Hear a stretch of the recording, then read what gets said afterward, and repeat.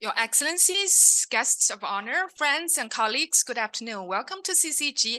Thank you for joining us for this critical event called Accelerating Progress Towards the 2030 Agenda, China's Progress, Challenges and Paths Forward. Without further ado, let me introduce the first speaker who is going to deliver a very short welcome address by Dr. Mabel Dr. Miao Lu, Secretary General of CCG. Dr. Miao, please.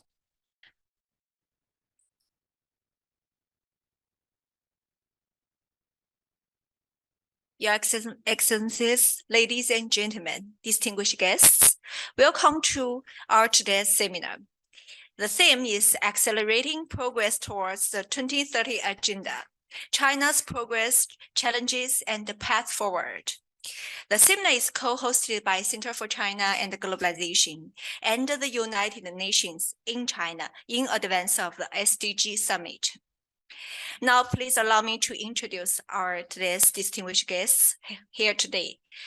Let me introduce the speakers and the VIPs first, then our co-hosts. His Excellency, Mr. Rahmatullah Osman, Ambassador of the African Union. Welcome.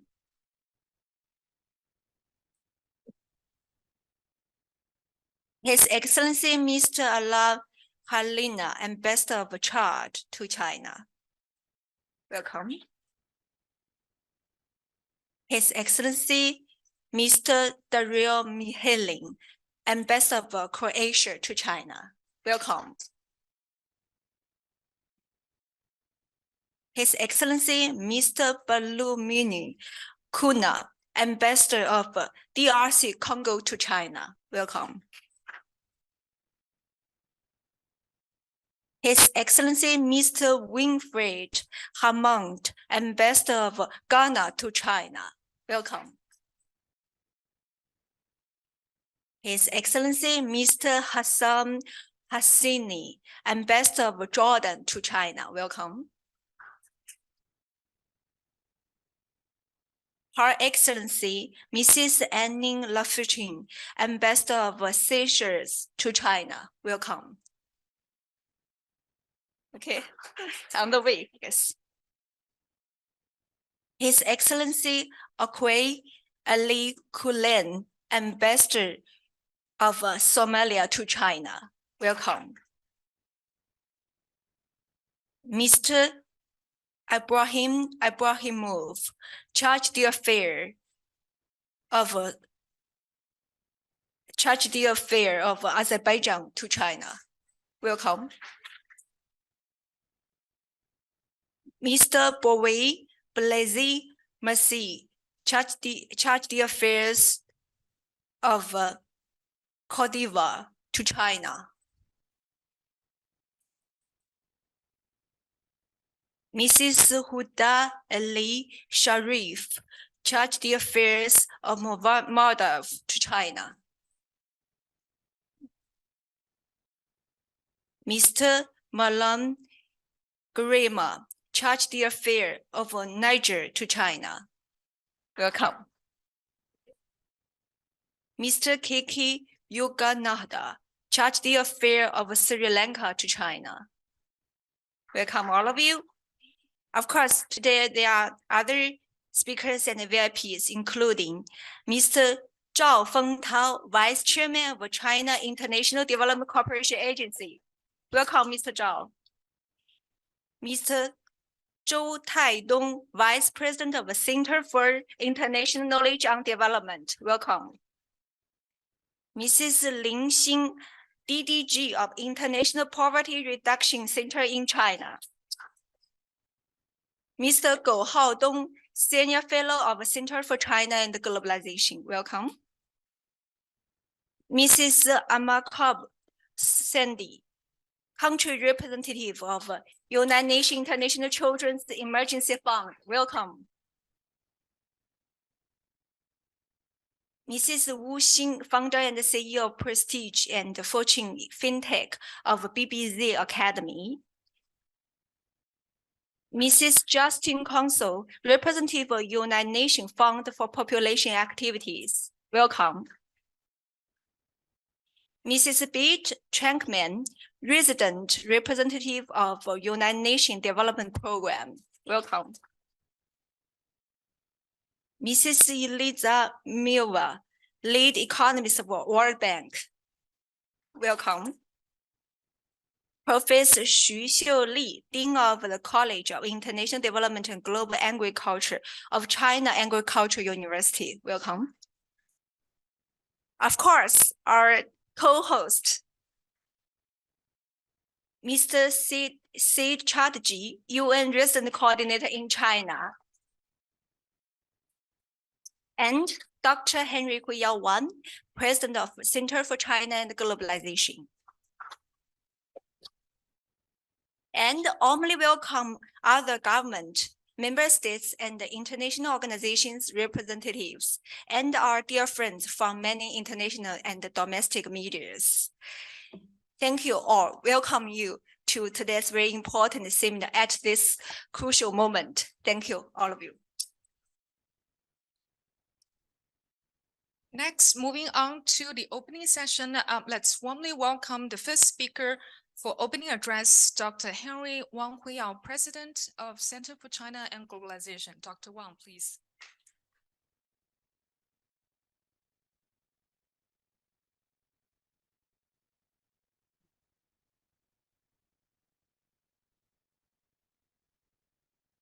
So, Your Excellency, Mr. Sept Chatterjee, and also Director, Deputy Vice Chairman of China International Development Corporation, Mr. Zhao Fengtao.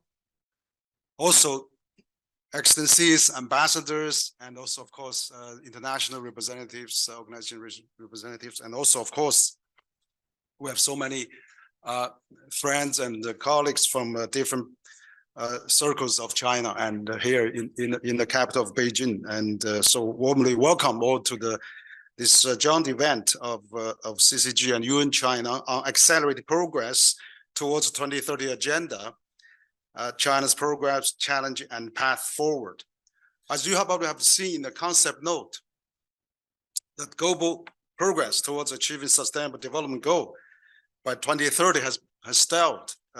And for the 30% of the target's progress since 2015 has been zero or regressed below the 2015 baseline due to the multiple interlocking crises, climate change, poverty, inequality, and of course conflicts, and also the war in Ukraine. So I think that we are having, as United Nations, convene its 2023 SDG Summit on the 18th and the 19th September, will really be a great high time to really review the progress of SDG and also to hear the representatives of different countries and also the perspective of different countries to really see how we can tackle this common challenge of how to make this SDG continue to going forward.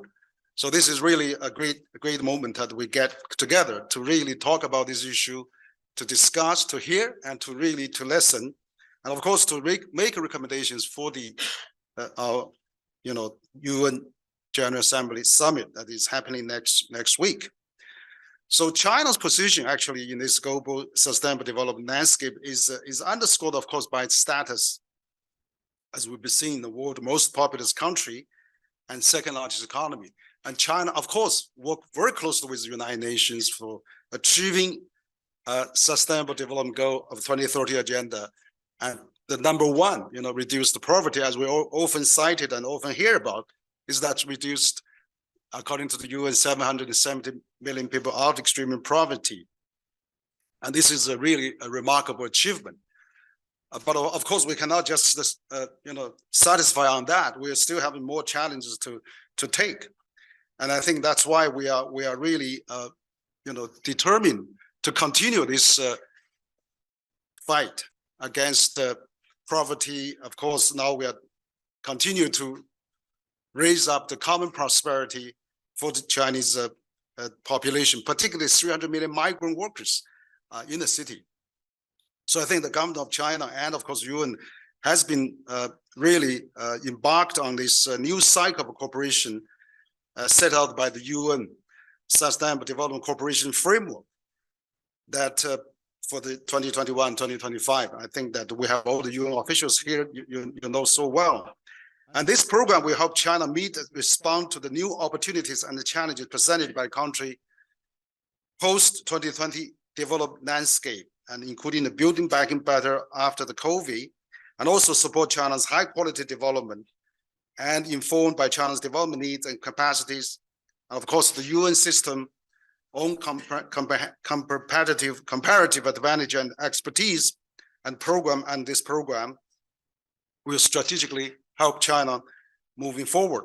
But I think on the other hand, also that China itself is setting a good example of how we can really leave the extreme poverty, but also have a other area of development. For example, in the infrastructure, China has the best infrastructure in the world. And also, of course, the education. China has built the largest education system in the world, largest social security system, and the largest Medicare system. Even though it's not a really rich one, but still very basic one, but that's really important. We have to have that. But here, you know, since this is a conference regarding how can we get ideas, get new proposals, get new thinkings forward, I would like to personally say 3 recommendations for how we can build this continuous sustainable development for China and for the world. So my first recommendation was that let's continue to pursue a strong economic globalization, an inclusive, strong economic globalization. I think that is what China has been achieved so far. For example, China has launched AIB, which is a very good vehicle for supporting the global infrastructure, particularly for Asian countries like India, become the largest recipient of AIB loans. So that is really great. And also, we are having this Belt and Road Summit coming up next month, which is already 10 years landmark for the Belt and Road development. But we're glad to see the Belt and Road initiative has triggered, has embarked on the global infrastructure connectivity activities. We're also glad to see the Build Back Better world that's coming up on infrastructure as well. And we see EU Global Gateway has been coming up on this world as well. So let's hope that all those infrastructure and the recent Indian, Middle East and Europe economic corridor that has been engaged on the G20 also is another economic and infrastructure activity. It's all actually sparked, I think, has been stimulated by this Belt and Road, I would say, in the past decade. And so let's get all those international initiatives work together for the economic, inclusive economic globalization. And let's continue the trade in the RCEP. China also applied to join CPTPP, but also DEPA.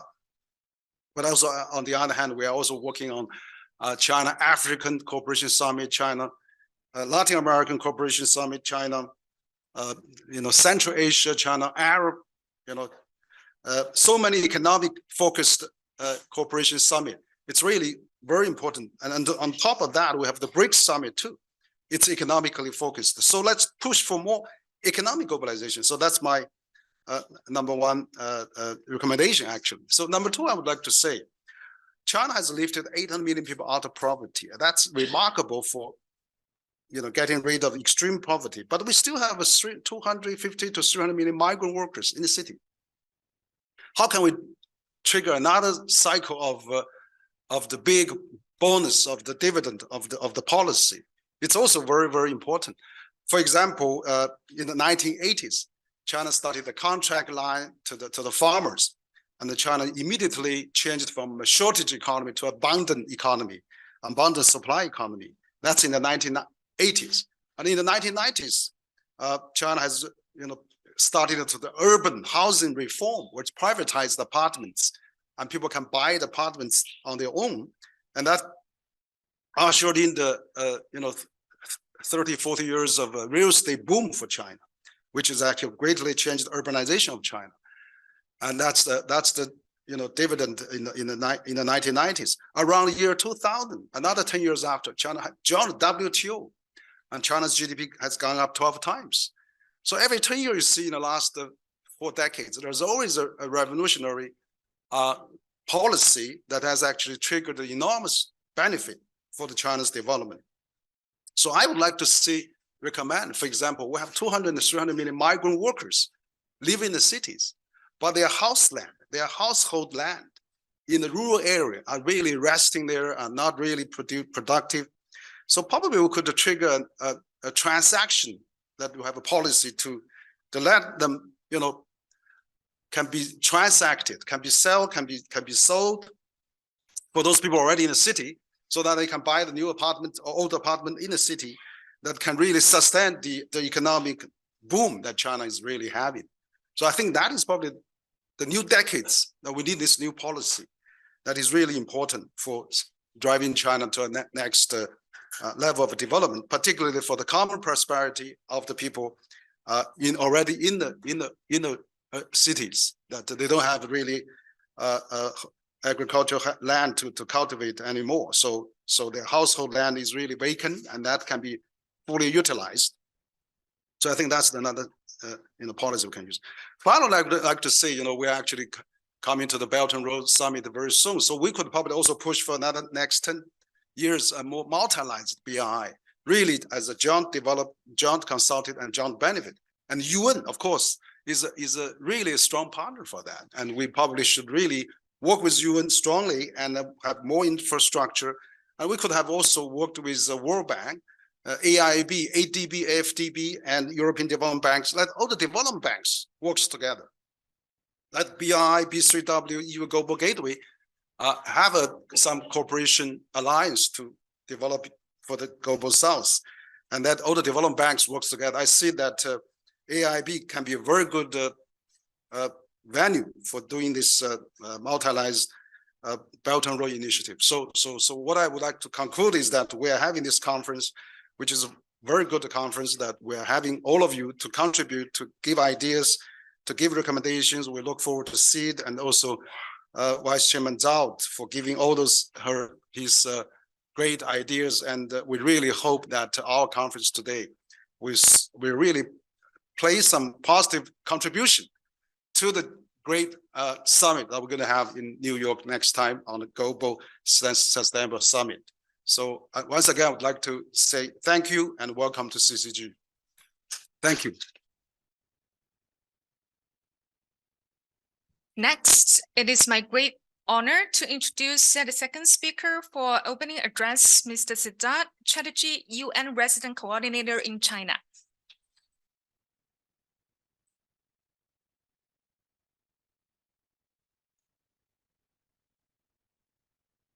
Excellency, Mr. Zhao Fengtao, the Vice Chairman of China International Development Cooperation Agency, Henry Wang, the President of the China Center for China and Globalization, ambassadors present, my colleagues from the United Nations family, excellencies, ladies and gentlemen.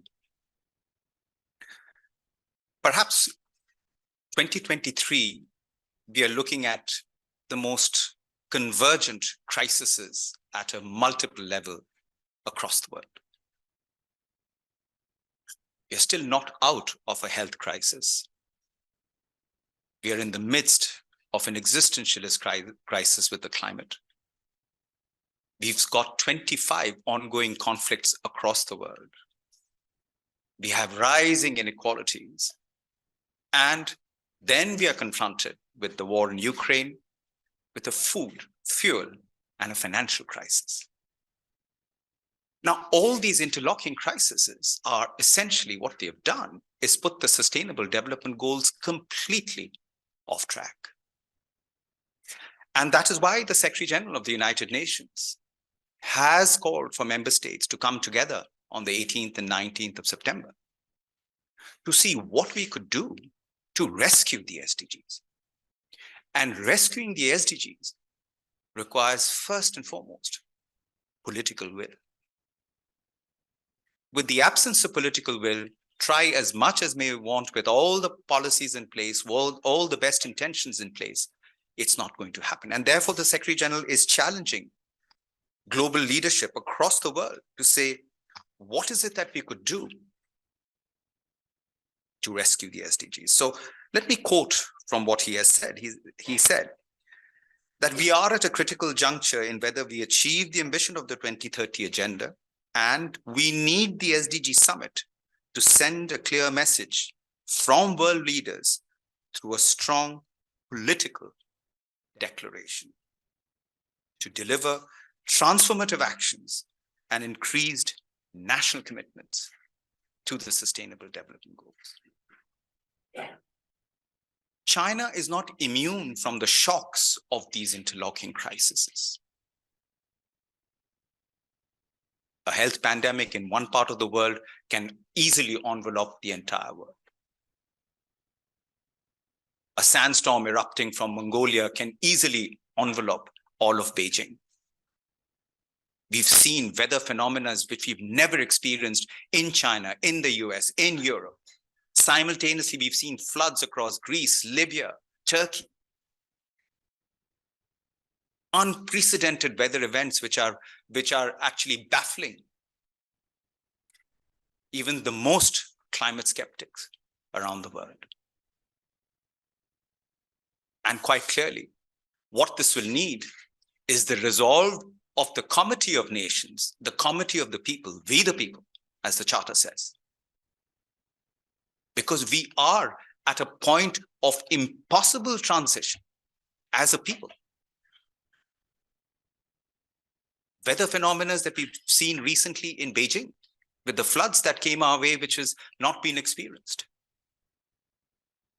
They're already talking about close to 10,000 people who may have died most recently in Libya. So a combination of effects is basically derailing human development and our entire humanity. Yet, as the UN family, we work and serve in a country where we were established. Our presence was established here in 1979. And we have been part of this country's transformation.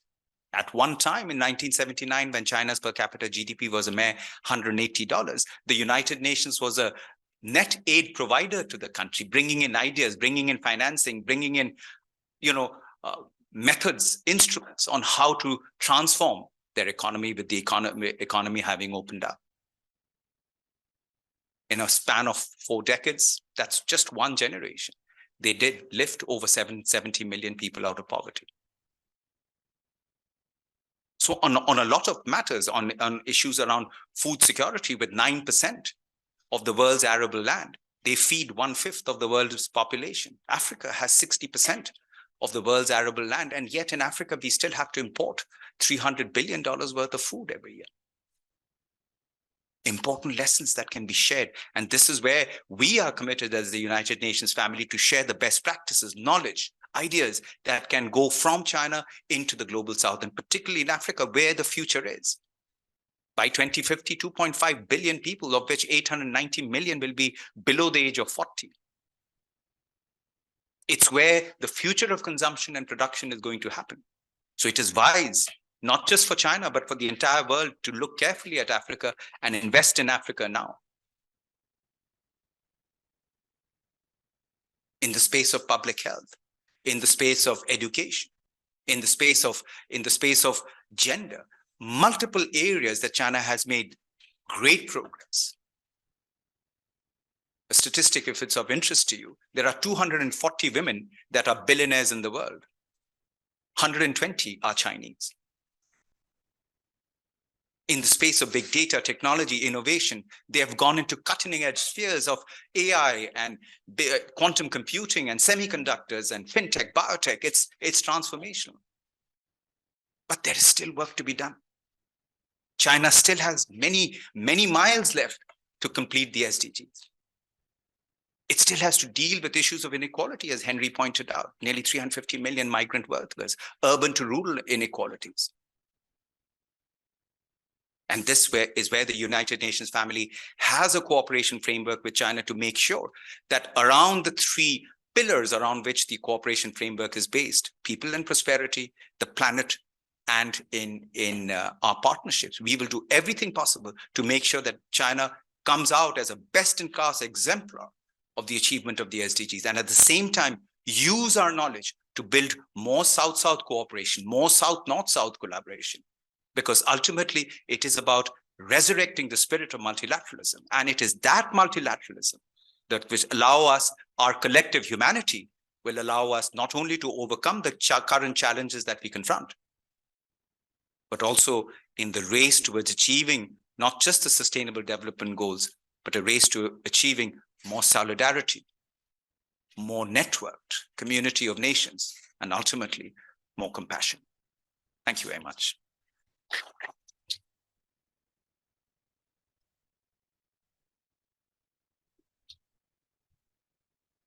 We have the greatest honor to have our last speaker, Mr. Zhao Fengtao, Vice Chairman, China International Development Cooperation Agency. Mr. Zhao Fengtao, please welcome Zhao Fengtao to the podium.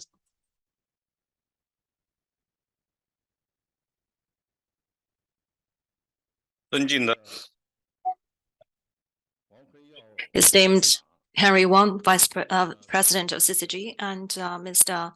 Sept Chatterjee, distinguished honorable guests, ladies and gentlemen, good afternoon on behalf of CIKD, Center for International Knowledge on Development, as well as the International Development Cooperation Agency. And I'd like to extend my warmest gratitude to the invitation from CCG to attend this forum. And autumn is the most beautiful season of Beijing, and very happy and an honor to gather with all of you at this beautiful season to talk about the most beautiful topic, the topic of development for human beings. This is the permanent topic for human beings. And to accelerate the progress of development for human beings is the common sense for all communities in the world, which is always the permanently important position. And the 2030 SDG of United Nations currently is the key to the future development. And as a responsible great power in the world, China is always at the forefront of implementing and supporter of SDG, the promoter, the initiator, as well as the advocate and practitioner of the agenda. So I'd like to touch upon 3 bullet points. The first one, in terms of implementing the SDG, China has always firmly pressed forward with a lot of achievements. In the practices, we have formulated the experiences of modernization with the Chinese characteristics, just like alluded to by Mr. Chatterjee. As the most populous country, China's development itself has showcased the achievement and contributions to the world development. And development is the core issue. And this is also the description of the long-term development and stability of the society as a miracle. And China has already won the battle against the biggest battle of poverty alleviation. 832 poverty-ridden counties has already been relieved out of the poverty or extreme poverty. So this historical problem of poverty has been alleviated. Contribution rate is already 70% to the poverty alleviation to the world. And also the put people at the center as a principle to China's society, featuring the values of family-centered, as well as to caring for the elder people and caring the children. And we can see the livelihood of the human beings and the people in China has been comprehensively and dramatically improved. So right now we are in the new starting point of the societal development. So we are very confident to contribute with new options to the modernization of human beings. And for the new problems, we provide more novel knowledge as well as the wisdoms and China's solutions to the world. To the world poverty alleviation, China is going to make more contributions. And the second bullet point is, in the process of implementing SDG, China has always, bearing in mind the benefit of the world, withstand the challenges of the times, providing China solutions. Currently, we are in the conjunction full of complexities the geopolitical crisis on the rise and the great power bloc confrontations is formulated, we can see the shift of the development and the trends of the world. In order to implement the SDG, we can see the momentum has been somehow receded. Next week, the SDG forum or summit is going to be held by United Nations, and we're going to enter into the new era of SDG implementation. According to the figure, only 12% of the goals have been accomplished, and 800 million people are still starved, and 350 million people need rescue and humanity assistance. So China has always taken the responsibility as a great power, as well as the responsibility as a great nation. So we are going to generate the momentum and resources of all human beings to the SDGs. And 2 years ago, President Xi Jinping has already proposed the GDI. The purpose of this is to reshape the agenda so as to accelerate the implementation of SDG. And last year, President Xi provided the specific steps to implement the SDG and the GDI. China's government is comprehensively promoting the implementation these above-mentioned initiatives and plans. And in this July, we successfully initiated the first high-level meeting of the development topic, and 158 country representatives, altogether 15,000 plus representatives attending that high-end seminar, showing the SDG and GDI is in line with the trends and waves of the times, in line with the demand of human beings. And also in the process of implementing the SDG, China has always guard the principles of inclusiveness and tolerance, and we are going to join hands together with other stakeholders to push for the SDG and GDI. With actions under the framework of SDG, we developed the Development Center, International Development Center, to push forward the setup of the South-South Development Funds, added another $4 billion USD, and we have set up the reservoir of the programs for the South-South cooperation and the development, as well as the principles and guidelines for the funding of this reservoir. And right now, more than $20 billion dollars has been put into this fund. And in last month, on the BRICS summit, President Xi Jinping announced two financial institutions of China set up a 10 billion dedicated fund to support GDI's implementation. So China is taking actions, but it needs the joint actions of others.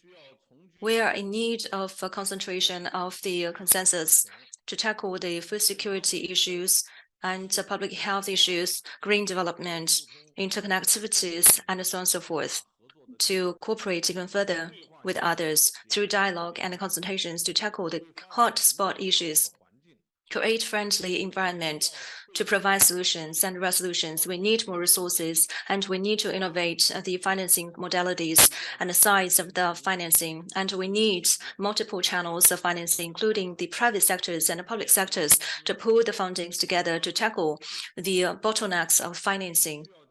At the same time, we need multiple and three parties development and cooperation, and we need complementarity of the different stakeholders to help developing countries, especially the least developed countries and the small island countries, to realize the development. And we have to give role play to the UNs to initiate and implement multilateralism. Ladies and gentlemen, the GDI is China's initiative, but it belongs to the world and for the world.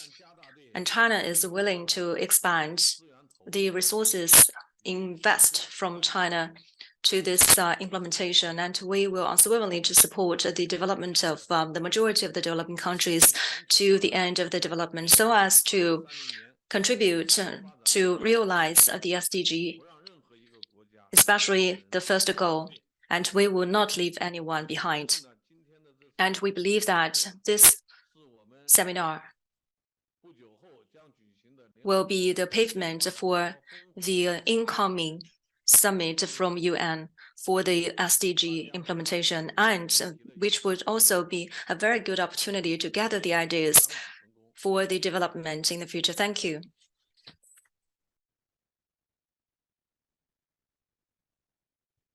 Thank you, Mr. Zhao. Let's move on to the next session, which is the keynote address, China's path towards sustainable development, progress, remaining challenges, and China's role in SDG attainment abroad, presented by Mr. Zhou Taidong, Vice President from Center for International Knowledge on Development. Mr. Zhou, you have 10 minutes. The floor is yours.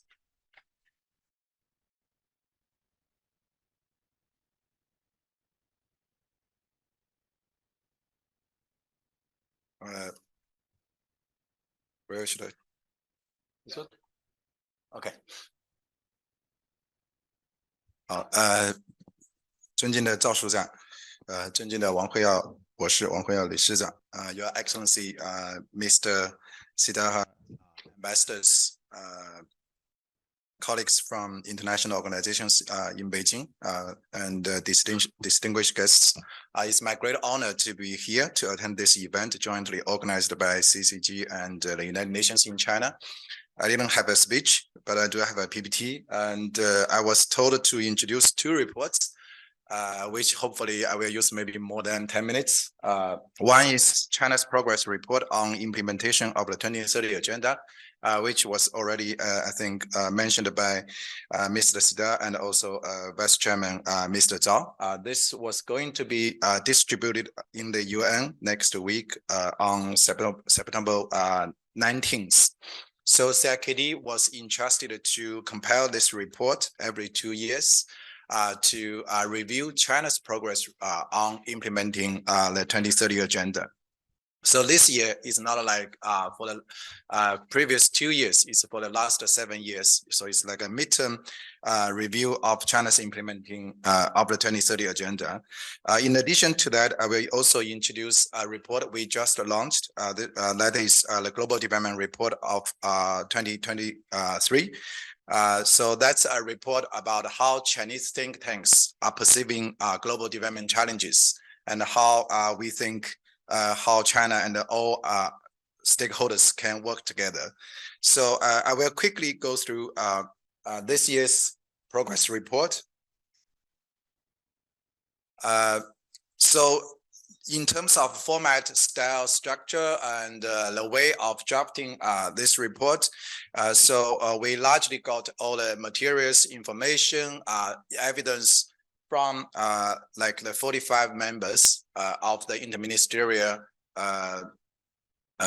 mechanisms of China's implementing of SDGs. So that includes CITICA and also Ministry of Foreign Affairs, Ministry of Finance, all these organizations. So we go through each goals. We talk about the status, what are the progresses.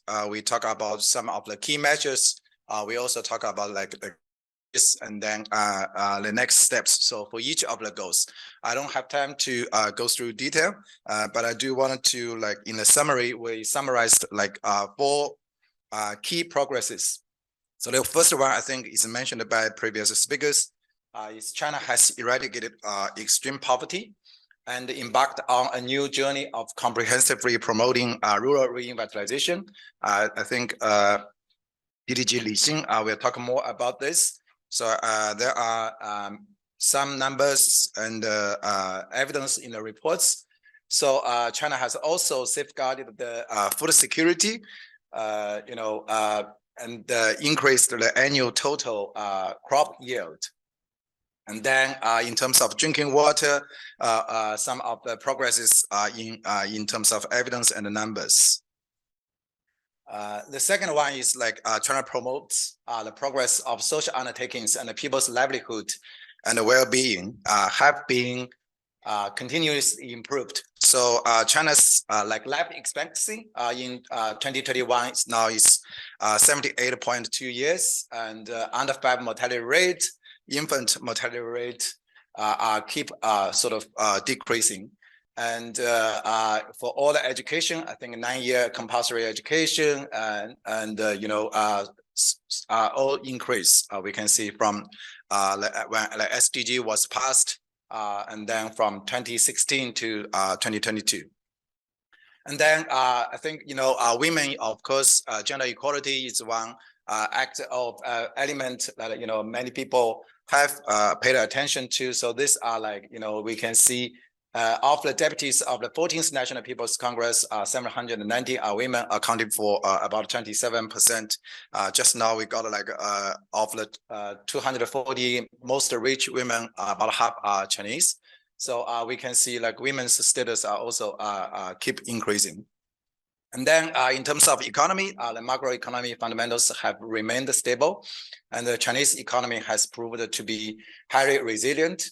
So these are the GDP per capita growth from 2016 to 2022. And then the Gini coefficient, we can see has been decreasing in terms of reducing the urban and the rural disparities.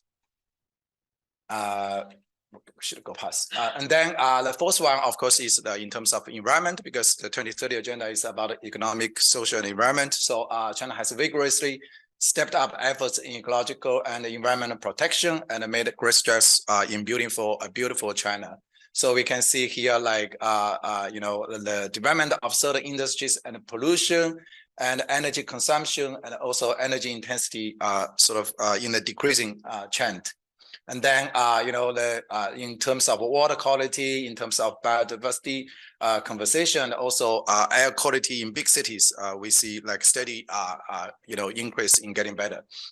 And then the fifth one, of course, as linked with the title of my speech is also about China's role internationally, also introduced by Vice Chairman Zhao. So China not only moved ahead of the 2030 agenda domestically, but through BRI, through GDI, and through international development cooperation, we have helped greatly through move together with the world in terms of implementing the 2030 agenda. So that's a nutshell of the report. That will be, I think we are going to put that reports online on 19th, September 19th, when after we distributed it in the UN. And then we will be, I think, having a launch event for the Chinese version, maybe in October or in November at CKD. So some of the key experiences, the first one, I wanted to echo what Mr. Sita has said, firm political will, of course, I think is very, very important for implementing the 2030 agenda. So, China has put the 2030 agenda linked together with the 13th, 14th, 5-year plan, also the sector, sort of long-term year plan. And we also, like what we call advanced with the times. So China has, shifted the development philosophy towards sustainable development. So what we call like 5 new development concepts that including green, innovative, so and coordinated open and shared development, which are fully aligned with the SDG agenda. And then we sort of like, I think competent bureaucracy and effective implementation mechanisms are also very important for implementing SDGs. So the coordination among different stakeholders, the responsibility of local, governments. China now has, I think, 11 sort of sustainable development demonstration zones, which have tried different, development pathways for different development contexts to meet different development challenges. And then to build a social consensus and also global partnerships. I think that's very, very important. So that's my introduction of the first report. And the second report is what we have just launched. I think some of you were there on September 5th. So this year's Global Development Report with the theme of sort of global development at a historic crossroads. I don't think we needed to go detail, as introduced by previous speakers, the world is in polycrisis. I think that's what they often use. And so this report is an important deliverable of the of the high-level dialogue on global development hosted by President Xi in June last year, and we intend to have a China's think tank view or observation of the global development issues. So this is our first try. I think it's never easy, but I think we are improving. So this year, I think last year we issued a report that is largely linked with GDI. So why GDI? Last year the report actually focused on why China proposed GDI, what is GDI, and how to move forward. So this year I think is more like in-depth analysis, more focused and more international. I think we have invited like 11 scholars or international experts from different regions to advise on the report on the process. So as I said, we are, as I think also in President Xi's speech lately in many occasions, so cooperation or division, development or stagnation, prosperity or decline. So this is like what we are defining, so in terms of the crossroads, historical crossroads, we needed to choose because the context is very different. The situation is very challenging. So we think there's only one choice, that is, we all needed to make concerted efforts to address the impact of public crisis and to solve development issues or challenges with development. And the key message, I think, from the report, of course, is like the 2030 agenda is a global consensus, and also GDI is an accelerator for that. So in terms of structure, we have two parts. The first part has 3 chapters. We always have the first chapter to examine the global situation of the 2030 agenda. So the progress on the challenges of the 2030 agenda led exams like globally, what are the progresses and the challenges.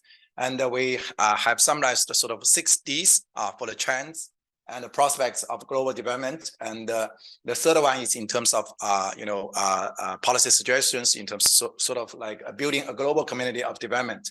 And then we have 7 thematic chapters. I will go quickly, and we will also publish this report very soon.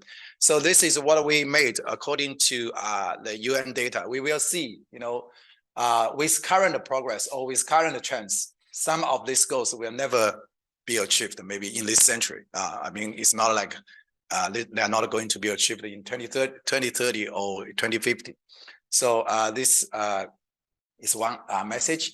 And second, I think, we summarize in terms of people, planet, and prosperity. Through that 3 aspects, we see, the different challenges in terms of, increase of poverty, in terms of like food insecure people, and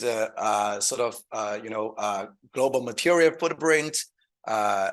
We see some progress, like in environment. We see renewable energy are getting better, and but the challenge, of course, I think is the progress is very limited. I don't need to go detail.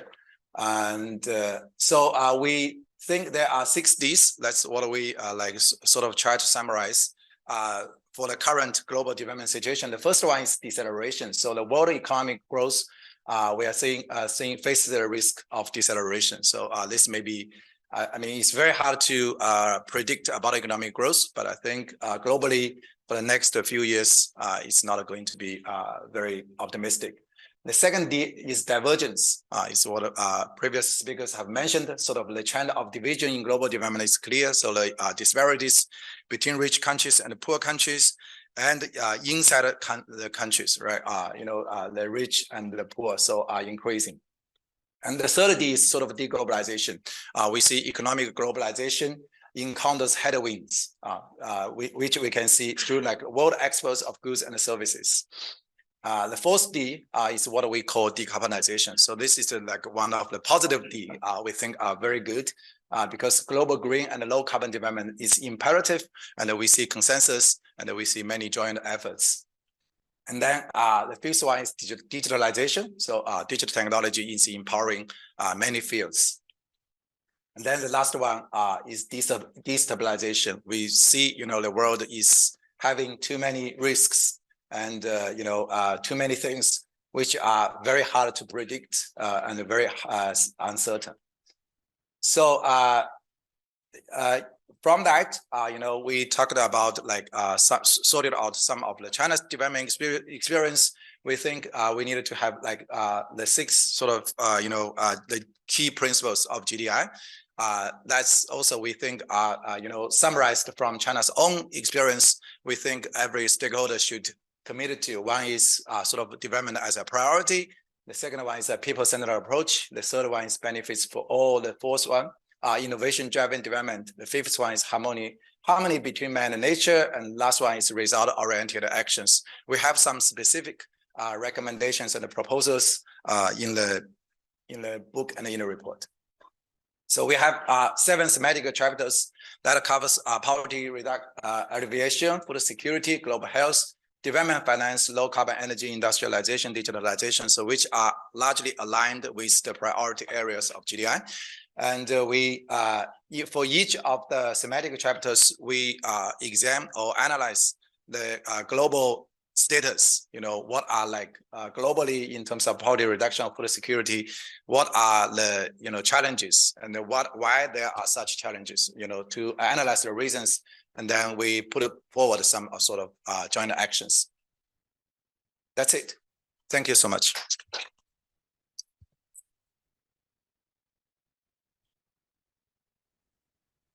Can we invite our moderator and speakers for our panel discussion, Ms. Zun Ahmed, CCG Research Fellow, and Ms. Li Xin, Deputy Director General, International Poverty Reduction Center in China, Ms. Amakobi Sandy, Country Representative from UNICEF, Ms. Wu Ying, Founder and CEO of Prestige and Fortune FinTech, and last but not least, Mr. Go Haodong, CCG Senior Fellow and former Deputy Representative of the Chinese Mission to the African Union.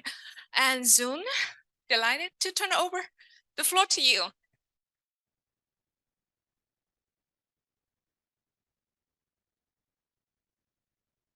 Yes. Okay. Good afternoon, everyone.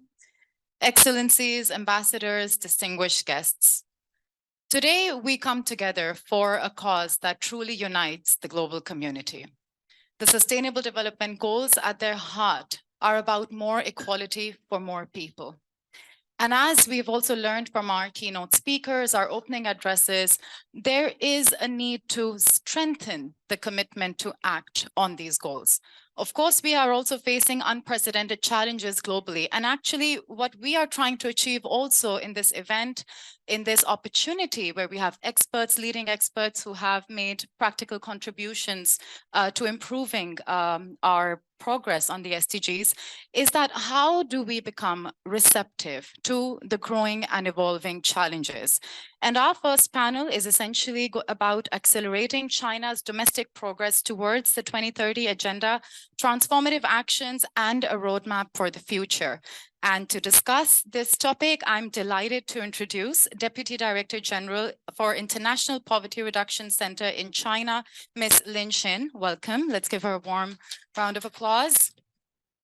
Ms. Amakobe Sande, Country Representative, UNICEF. Welcome. Ms. Wu Ying, Founder and CEO of Prestige and Fortune FinTech, Chief Representative of BBC Academy, China office. Welcome. And also we have with us Mr. Go Haodong, who is CCG Senior Fellow and also former Deputy Director of the Chinese Mission to the African Union. Let's warmly welcome all of them. So before I start, obviously today's objectives are to review the progress made so far. We learned immensely from the opening speeches, and also to understand, in critical areas. For example, today we will focus in particular on the poverty alleviation efforts. We will focus also on children and youth and how to improve opportunities for them, as well as better involvement of the private sector.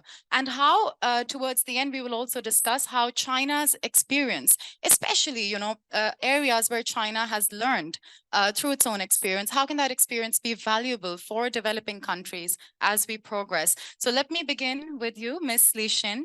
We know that in 2020, China announced the historic, progress of eradicating extreme poverty. And in the last 40 years, China has uplifted more than almost 800 million people out of poverty, an unprecedented achievement. But moving forward, we also know that there are many challenges when it comes to sustainable poverty alleviation. with your expertise on this topic on rural revitalization, rural development, and poverty alleviation in the process, what do you think are the next steps forward to continue the trajectory we are on and to ensure we don't fall back? Thank you. Thank you, Madam Moderator. Distinguished guests, ladies and gentlemen, good afternoon. It's my honor, excuse me, it's my honor to be invited to this seminar. I'd like to share with you what China has done right in the past 40 plus years in eradicating poverty. And what are our experiences? And most importantly, our way forward. What are we going to do to promote comprehensive rural revitalization? Now, first, I'd like to share with you what China has done right in the past 40 plus years. I'm from International Poverty Reduction Center in China, as introduced by moderator. Our moderator introduced right. We are an International Poverty Reduction Center, and we are to share Chinese wisdom and experience with our developing partners.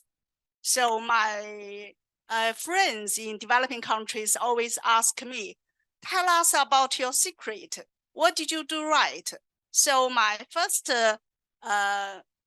part of my speech is Chinese wisdom in poverty eradication.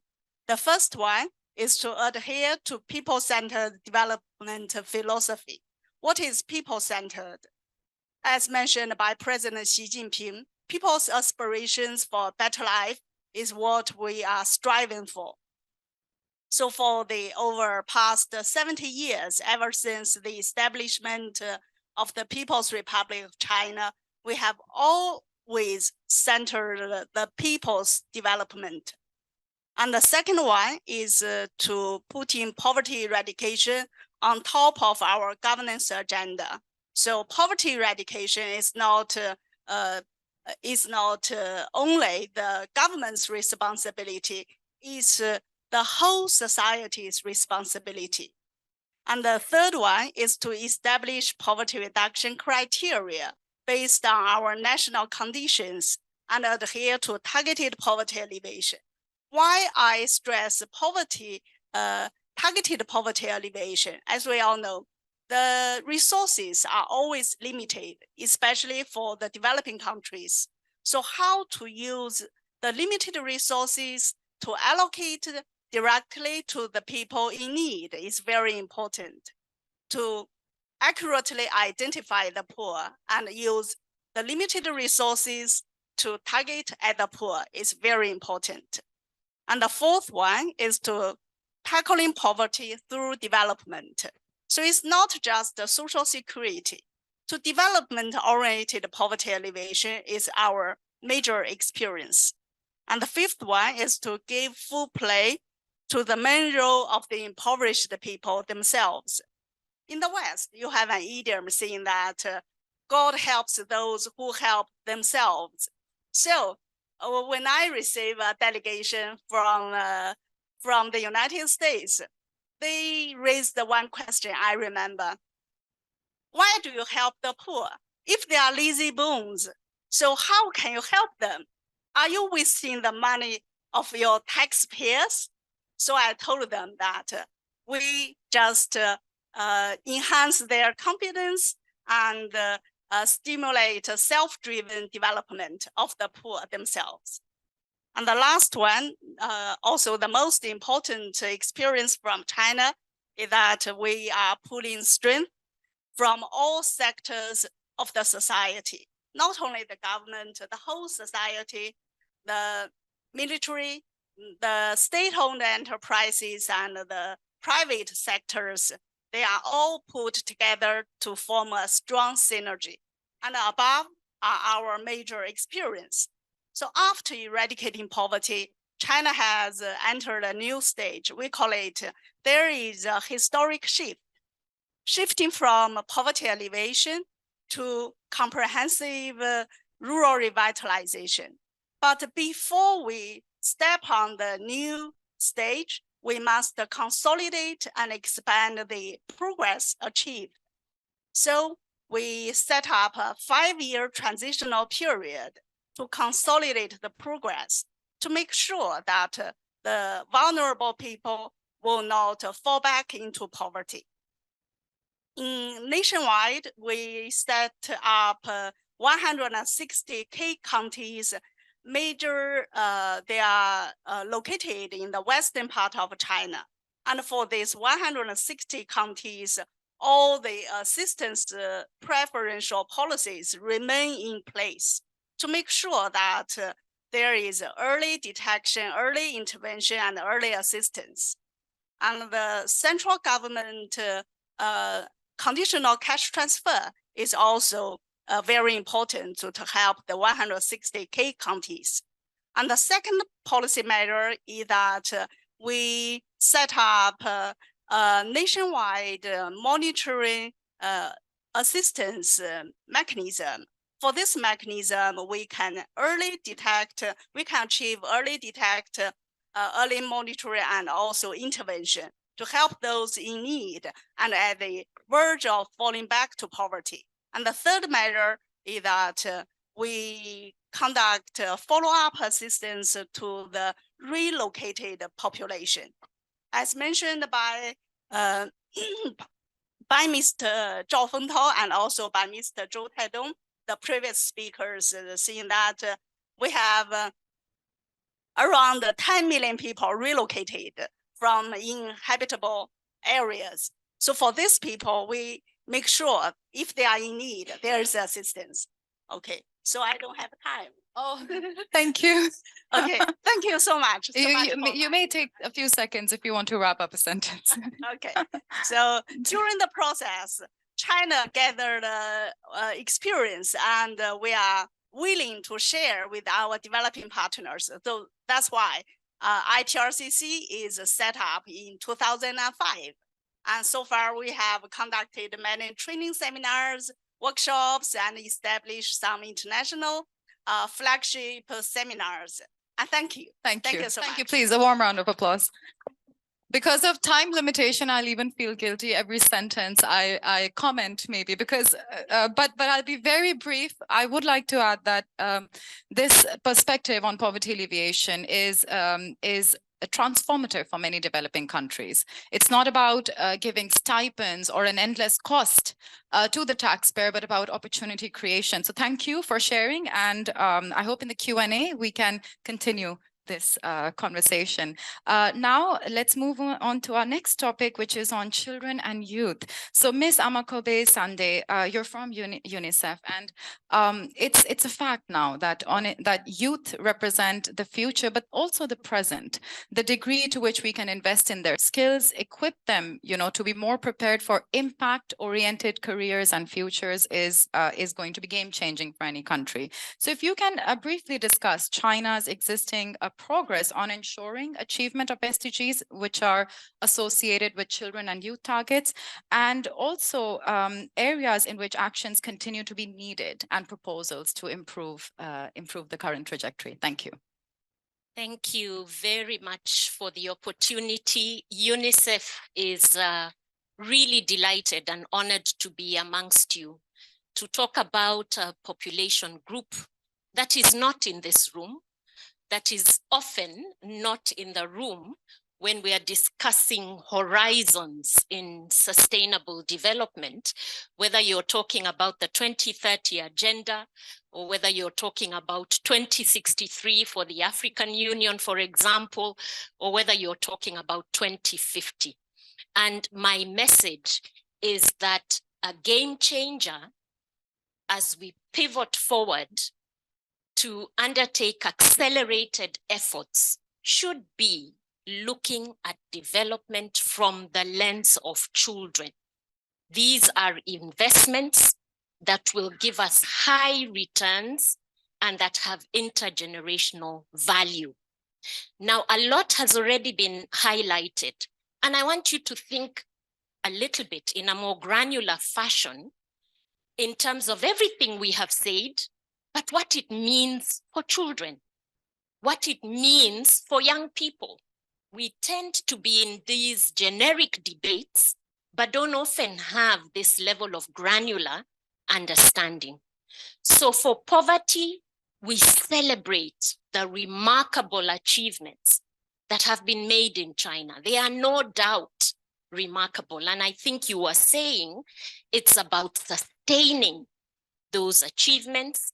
It's about ensuring that with the shocks that we have experienced through COVID, through crisis, through humanitarian shocks, that people are not falling back into poverty. We've highlighted the issues about massive urbanization. In this country, what that means is that 103 children are affected by, 103 million children are affected by migration. Of those, 70 million children are left behind. What does that mean in terms of the development of those children from an early stage, including social and emotional support? It's something to think about. 70 million children are left behind. China has also made remarkable progress on what we would call the child survival indicators. There are a number of indicators that UNICEF looks at across the spectrum of SDGs. There are 48 of them in total, and we group them around survival, around children being able to thrive, but also around children being able to meet their full potential. And when I say children, let's also include young people. So on the survival indicators, remarkable progress. When you're looking at things like our colleague from CIKD mentioned, under 5 mortality rate, neonatal mortality rate, issues to do with wasting and malnutrition, skilled birth attendants, issues to do with stunting, those have been met. They haven't just been met, they were met a number of years ago. If you're looking at the child mortality figures, those were met in 2006, and they are being sustained remarkably well. When you're looking at essential vaccinations for children, you have universal coverage for those as well. So excellent progress being made, and it's about closing any gaps that there are, particularly in the rural, more poor, more remote provinces of China. And with the move towards modernization, what we are beginning to identify is new challenges. For example, 45 million children are either overweight or obese. What does this mean for the food and nutrition related indicators of the SDGs? What does it mean for general health and an ability to thrive? Again, I'm giving an example. It's about looking at which children are being left behind, looking at what issues we are leaving behind, looking at what new issues are emerging. An area where China has done well, again, it was mentioned in the presentation this morning. I now want to move to education-related indicators of the SDGs in terms of universal, compulsory 9 years of schooling. Remarkable achievement there for China. Remarkable achievement. It's been met already, and it hasn't just been met, it's been met with gender parity. Okay? However, we need to put the spotlight on out-of-school children, especially in the rural areas, and as we double up efforts on rural revitalization programs, we have 3.16 million young people who are out of school. There is a concern around the transition into higher secondary school. Now, if young people 15 and above are out of school, what does this mean in terms of transferable skills for work into the future, right? And we've seen the latest figures around the highest levels of youth unemployment. So while doing remarkably well on the lower levels of education, primary education, huge concern about transitioning into higher secondary education. Water and sanitation, you heard the figures, I won't go into them.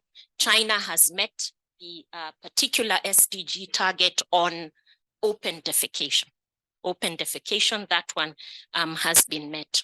So I'm giving a few examples there to illustrate where you need to, using the perspective of leaving no one behind, which is an ingrained principle in the Agenda 2030. How do we spotlight regions of the country, specific groups, to ensure indeed that we are not leaving them behind? And this is why I'm suggesting children, young people, the future about whom we speak must be at the center of our efforts. But let me say something. We often say that what you don't measure, you can't manage. What you don't measure, you can't improve. And there is a concern for all of us around data. UNICEF is the custodian in the UN system for child-related, youth-related indicators. We monitor 48 of them. We only have data available for half of those. And so this, as we talk about acceleration, what are you accelerating if you don't have the data? So I'm making a call about making the data available. Perhaps it's there and we don't have it. Let's share it so that together and in partnership, we are together correcting narratives around what are achievements or not achievements. So what it is we need to accelerate or not accelerate. So really making a call, 24 indicators, data available out of 48 is not good enough at this point, in the midpoint, towards achieving Agenda 2030. Let me conclude by saying the figures for China are phenomenal. About 300 million children in this country alone, 300 million. So what you do for China is important for the whole world. Going in the right direction tips the figures in the right way. The experiences that are taking place here are important for inspiring what happens around the world. And our work is about documenting those best practices so that it is indeed a shared global responsibility and progress for children, for the future. Thank you. Thank you. Thank you. Thank you, Ms. Sunday, for a powerful intervention. And really, I'll just quickly mention when we talk about youth, even CCG has initiated the Global Young Leaders Dialogue. It matters that youth are on the same table and share their perspective. So your suggestion that children, their perspective should be incorporated more effectively. We need to measure what we need to do for us to be able to accelerate. These are all important points for us to consider. Now let's move on to the next topic, Ms. Wu Ying, who is from Prestige and Fortune FinTech. I'll first start with saying that we often talk about our consensus across countries and cultures, but it is also important across corporations, and the private sector has an important role to play in our collective ability to accelerate the progress on SDGs, and it has also previously played an important role. So my question for you would be that what is the importance of the private sector's role in implementing SDGs in China and globally? And how is it currently supporting the progress, and what can further be done? Thank you. Okay. Yeah, thank you, Zoom. Yeah, first of all, I would like to say it is my honor to attend this seminar. And I think our company or me is just like a drop of water in the wave of SDGs. So here I would like to share my views in front of you to answer the question from you. And as you know, it is my first time to attend this kind of seminar, so please allow me to read my speech. Thank you. Yeah, so for the question from Zoom, let me discuss the first half of the question. That is, how is the private sector supporting SDG achievement? And I think there's good news and not so good news. The good news is that the awareness of SDGs in private sector seems high at nearly 90%. This is the data from UNDP and PwC, which including health, quality education, responsible consumptions, and production, industry, innovation, and infrastructure effective. However, the bad news is that only about 10% of the companies surveyed have taken clear actions on achieving SDGs. So now let me turn to the challenges and opportunities facing China in accelerating SDG implementations in the private sector. As China continues to progress, it is crucial to ensure that development outcomes are more balanced, sufficient, coordinated, safer, and sustainable. While the government has made significant strides in infrastructure development, poverty alleviation, and social welfare programs, there is a growing recognition that the private sector can and should play a more sustainable role in contributing to China's development outcomes. The private sector possesses unique capabilities, resources, and expertise that can complete and enhance the government's efforts. However, to achieve the optimal effect, this must be supported and guidance by relevant ESG standards that are commonly adopted across industries, both locally and abroad. Here, I would like to explain that because me focus on ESG, environmental, social, and government. So I would like to share this angle from for you to support my view. Okay, so here is the data come from my company. The rise in the number of voluntary ESG disclosure annual report from 883 in 2019 to 1,861 in 2022 by listed company in China. This is good sign, demonstrating a shift from CSR reporting towards effecting SDG impact using the ESG framework. By integrating ESG principles into their strategies and operations, businesses can contribute to the achievement of developed outcomes in China in the following ways, I think. So here's my view. First, in terms of environmental, China has always been achieved responding to climate change with a responsible attitude.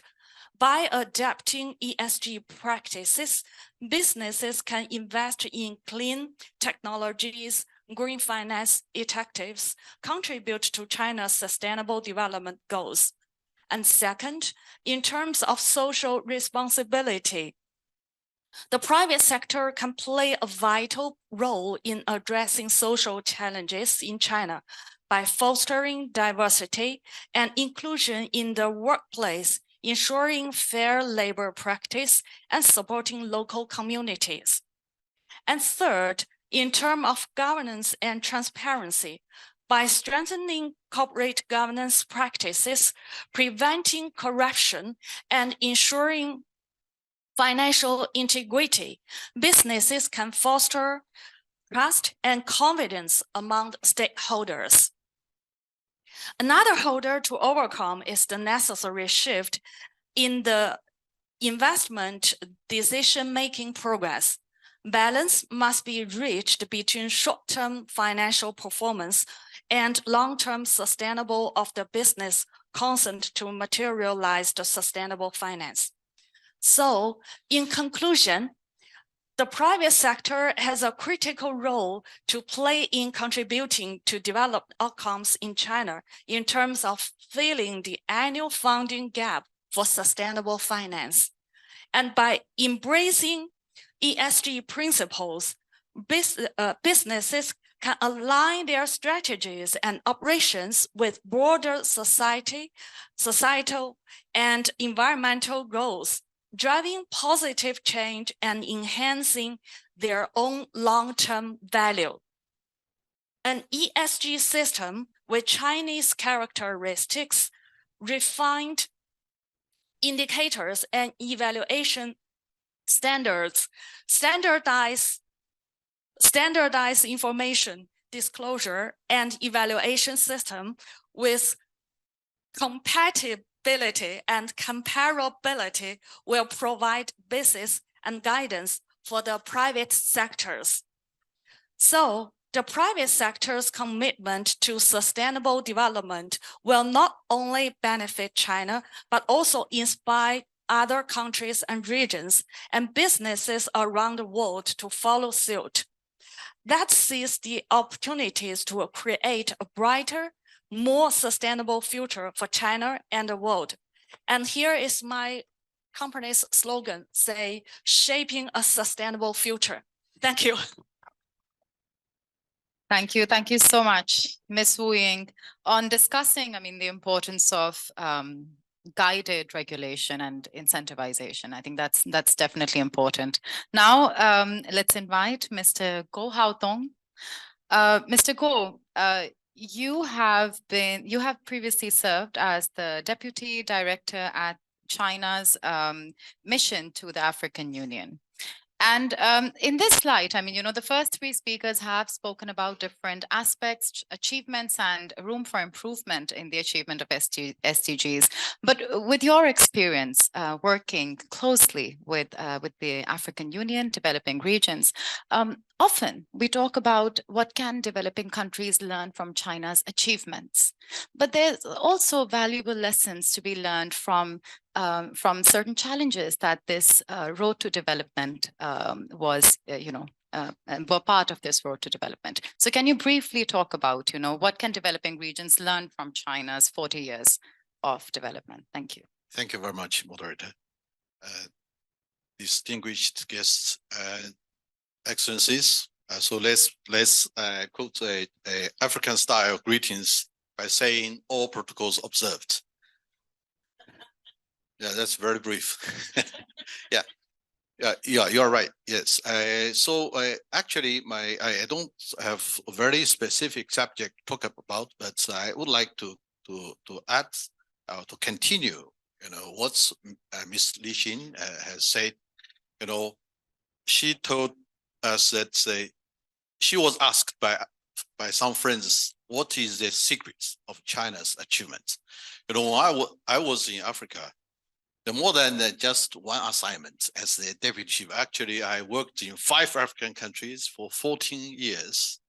Yeah, my first assignment in Africa country was in 1999, the last year of last century, in a country called Eritrea. I don't know, it's very not very familiar. Yeah, Eritrea. You're from there? Okay, yeah. So I was asked repeatedly the same question: what is the secret of China's achievements? 20 years ago, when African friends asked me, they just come from a visit from China. They told me how different the picture about China in mind from what they have seen in China. For example, 20 years ago, a senior official of a Western African country told me, hey, it's so surprising. In China, every people have 3 meals a day. Nobody sleep outdoors. But in the past few years, people told me, some other things about China, the modernization, the high skyscrapers, the infrastructures, this and that. the implication of their question actually is, what is the model? Can we copy the model of China? So my answer is similar to Ms. Lee, but with different wording. I say, yes, there is secret. The secret is that China found or discovered during their process of modernization drive that there is no secret. There is no such thing as China model, because there was no model for China to copy. That is my answer. Why I say this? Because, actually, you all know that Deng Xiaoping has a very famous saying, cross the river by touching the stones on the riverbed. We used to make a lot of mistakes by simply copying others. For example, the Soviet style socialism, right? Yeah. So instead of telling China, in our culture and our philosophy, China is always regarded ourselves as a humble students to the world. We benefit a lot from learning from other developed countries. We benefit a lot from globalization, and it benefits immensely from the foreign direct investment, right? From Europe, from US, from Japan, from our diaspora. Yeah. So we do have something to share, the good experiences to share, the successful stories to share. But more importantly, in my point of view, we are at a better position to share with our developing country partners the mistakes we have made. The other side of China's modernization story. For example, we made some serious mistakes like population policy. When in the 50s, 60s, last century, China's population was exploding, resulted in the extreme family planning policy, one-child policy, right? Our whole population, have to sacrifice, to make kind of sacrifice in, stable or achieve a sound growth of population. Of course, today, even we have other problems, the aging society, this, that, yeah. And also, during our industrialization, we compromised or sacrificed our environment. If you came to Beijing 10 years ago, you feel, it's unbearable, the air, right? The river, the water in the Liangmahe. I saw this morning, people are swimming there. Yeah. And also the excessive development of real estate. Of course, we solved the housing problem, but we created other problems, right? Yeah. And also, in my opinion, the excessive or unreasonable expansion of urban areas. So all these lessons, I believe we are at a better position to share with the other developing countries, because China is the largest developing country in the world. We feel it's our obligation to do that. I even want to, Henry, maybe we can make a kind of proposal. You have your channel to submit some proposals to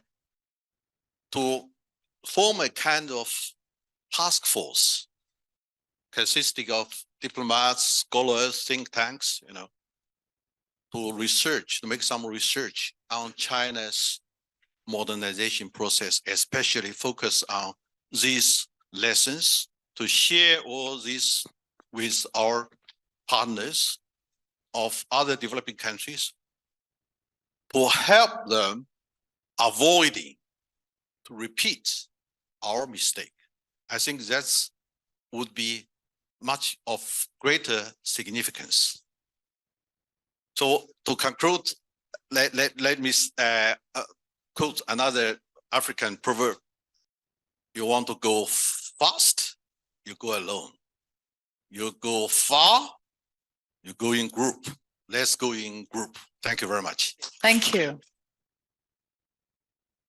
Thank you, Mr. Go, for a very candid intervention. I'll just quickly add that, even in the initial first phase of the Belt and Road, the first investments were announced in 2015, the first hard infrastructure investments. And it was really 1 to 2 years within that experts in China were holding conferences, seeking opportunities to encourage many developing countries, including my own Pakistan, to opt for greener energy and greener development based on the mistakes, as you mentioned, that were made by China. We have more opportunities to build higher quality infrastructure and development today. So thank you for your intervention.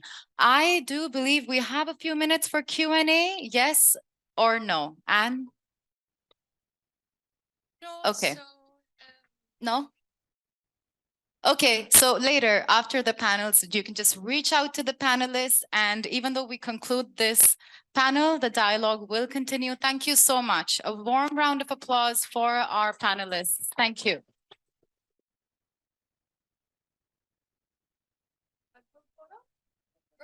Okay.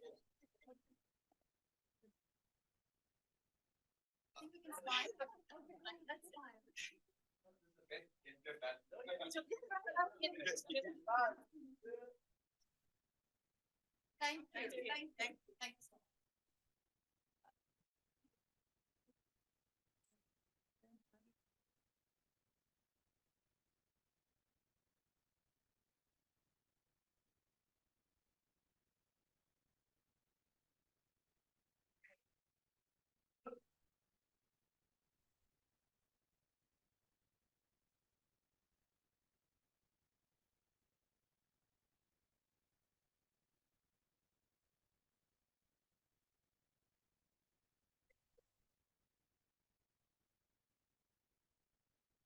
Now we are moving on to our next panel discussion, and we would like to warmly welcome our moderator and speakers to a different stage. Please, Ms. Justin Coulson, a representative from UNFPA.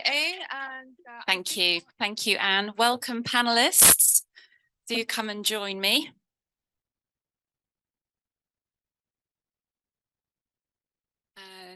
Do we have Alitza with us? Ah, yes.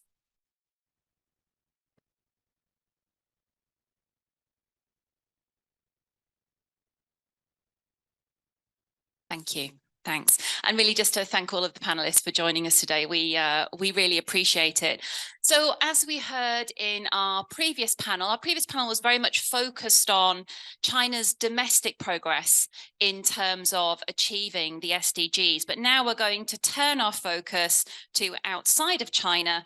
And with this panel, really reflect on how we can accelerate progress in SDGs outside of China, particularly in developing countries, but also what role can China play in that, both in terms of contributions it's made to date, but also I'm going to be asking my panelists to reflect a little bit on how they think the development cooperation role of China can evolve in the future. And I think maybe going back to Mr. Go's comment, which I'm sure will stay with us all, that it's never just simply about taking a model of success from one country and shifting it to a different context, but how can we, in a more nuanced way, really leverage the achievements, the expertise, the resources we see in China to benefit the rest of the world and the achievement of the SDGs.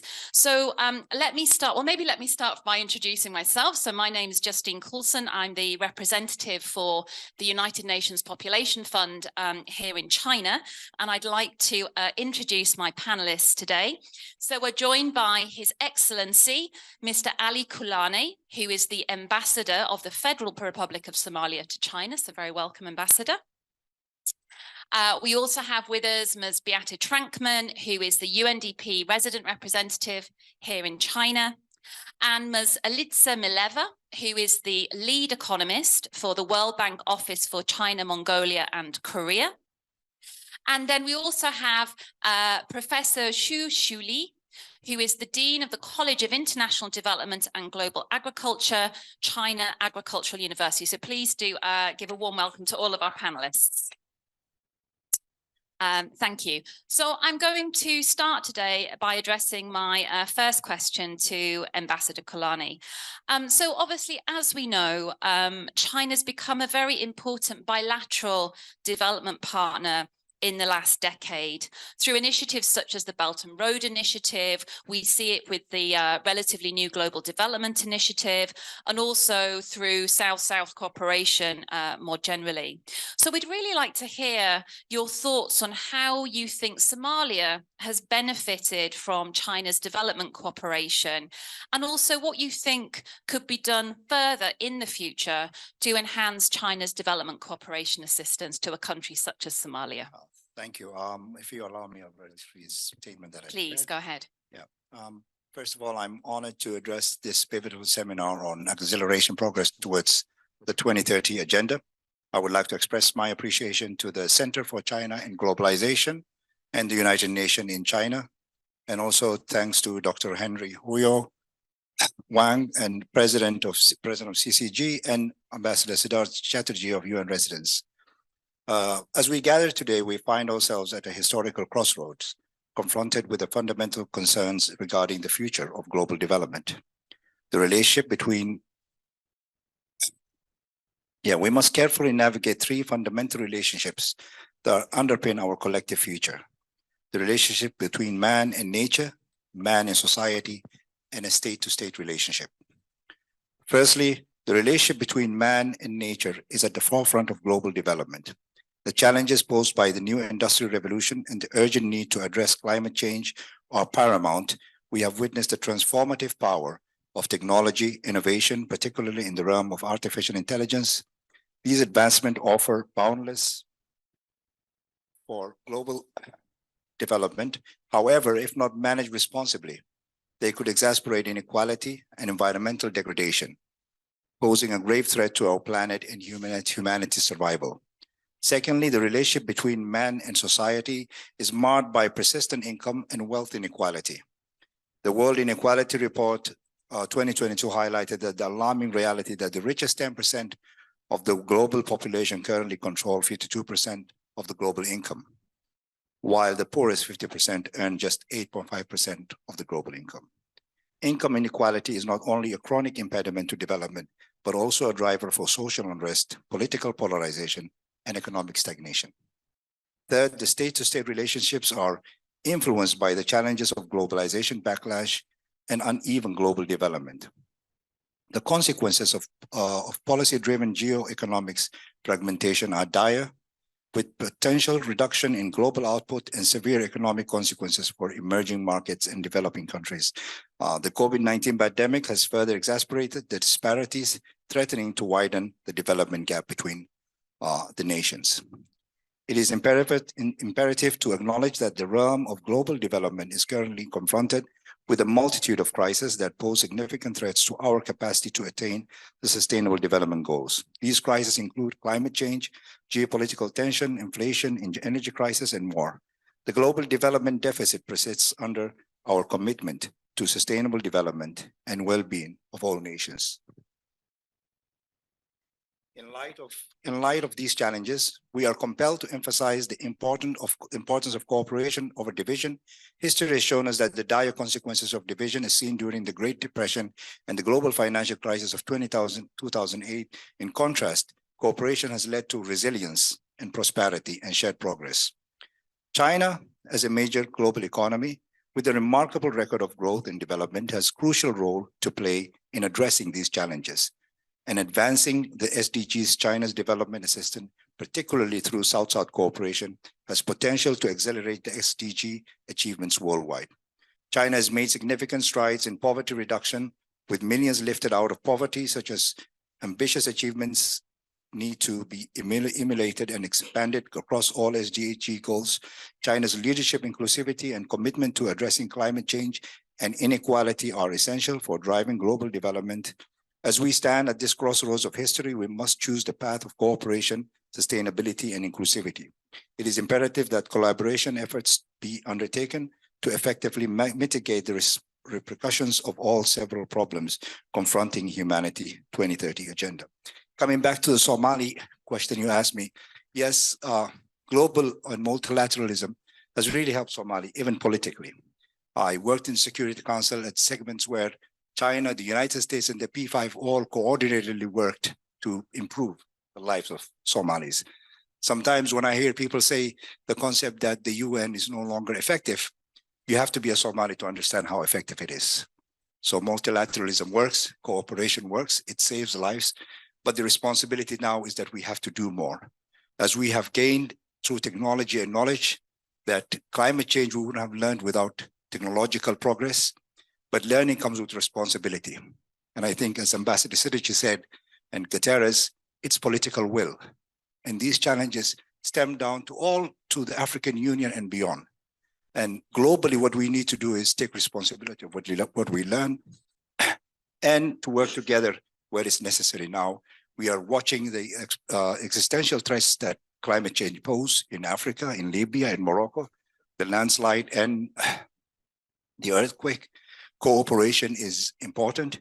And as President of Kenya has really held 2 important meetings in July, and this year climate change have effectively, for my understanding was that there was no new knowledge about what needs to be done, but really engaging on putting more political will into it.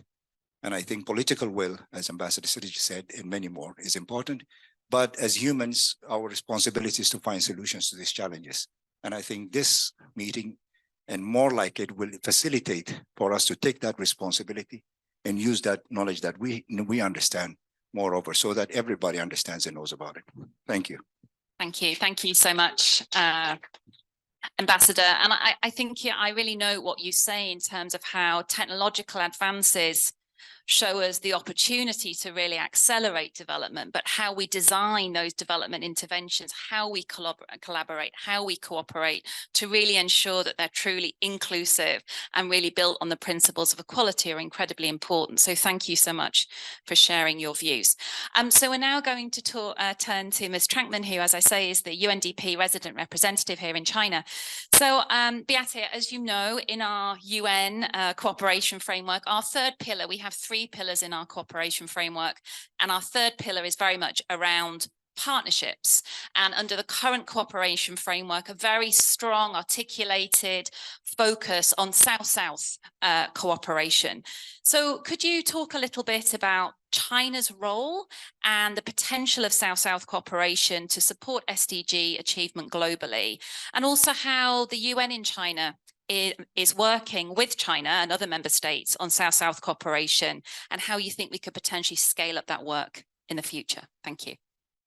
Thanks, Justine, and good afternoon, everyone. Very happy to be part of this event and this panel. And Justine, indeed, I think I'll be speaking both in my capacity as the head of UNDP, but more importantly, I think for this occasion, as the co-chair of the UN Results Group on global partnerships, which is co-chaired with UNAIDS, and we have 20 UN agencies in that result group. Now, we've heard already from the opening panel how bleak the progress is on the SDGs at the mid-term point. There's another figure that I often cite for these occasions, and that is we were behind on the SDGs before the pandemic. The projections were that we would reach by 2050. Now the global projections are that we would reach in average by 2065. So we're 35 years behind.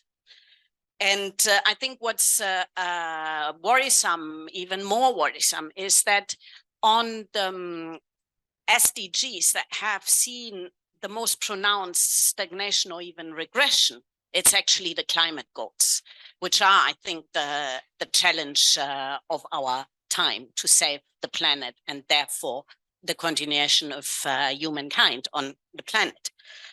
Now, given the scale of the transformation and the financing that is required to get us back on track and catch up, I think it's very clear that no one country can do it alone, that we do need international solidarity. That's critical. And I think international development cooperation, to the ambassador's point, can play a key role, in particular also through South-South cooperation. Now, China has actually made as an increasingly important actor on the international scene and an increasingly important funder also of development cooperation and South-South cooperation, has actually made some important commitments in this regard.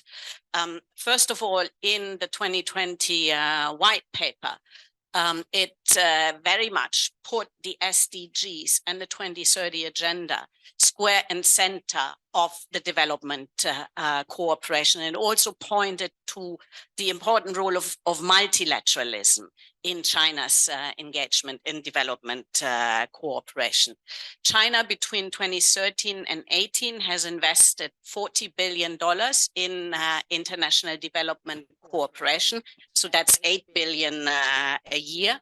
The South-South Cooperation Assistance Fund last year was revamped in line with the GDI and labeled the Global Development Fund. And as part of that relabeling, China also put on top $1 billion in addition to the $3 billion that were already pledged under the former SCAF.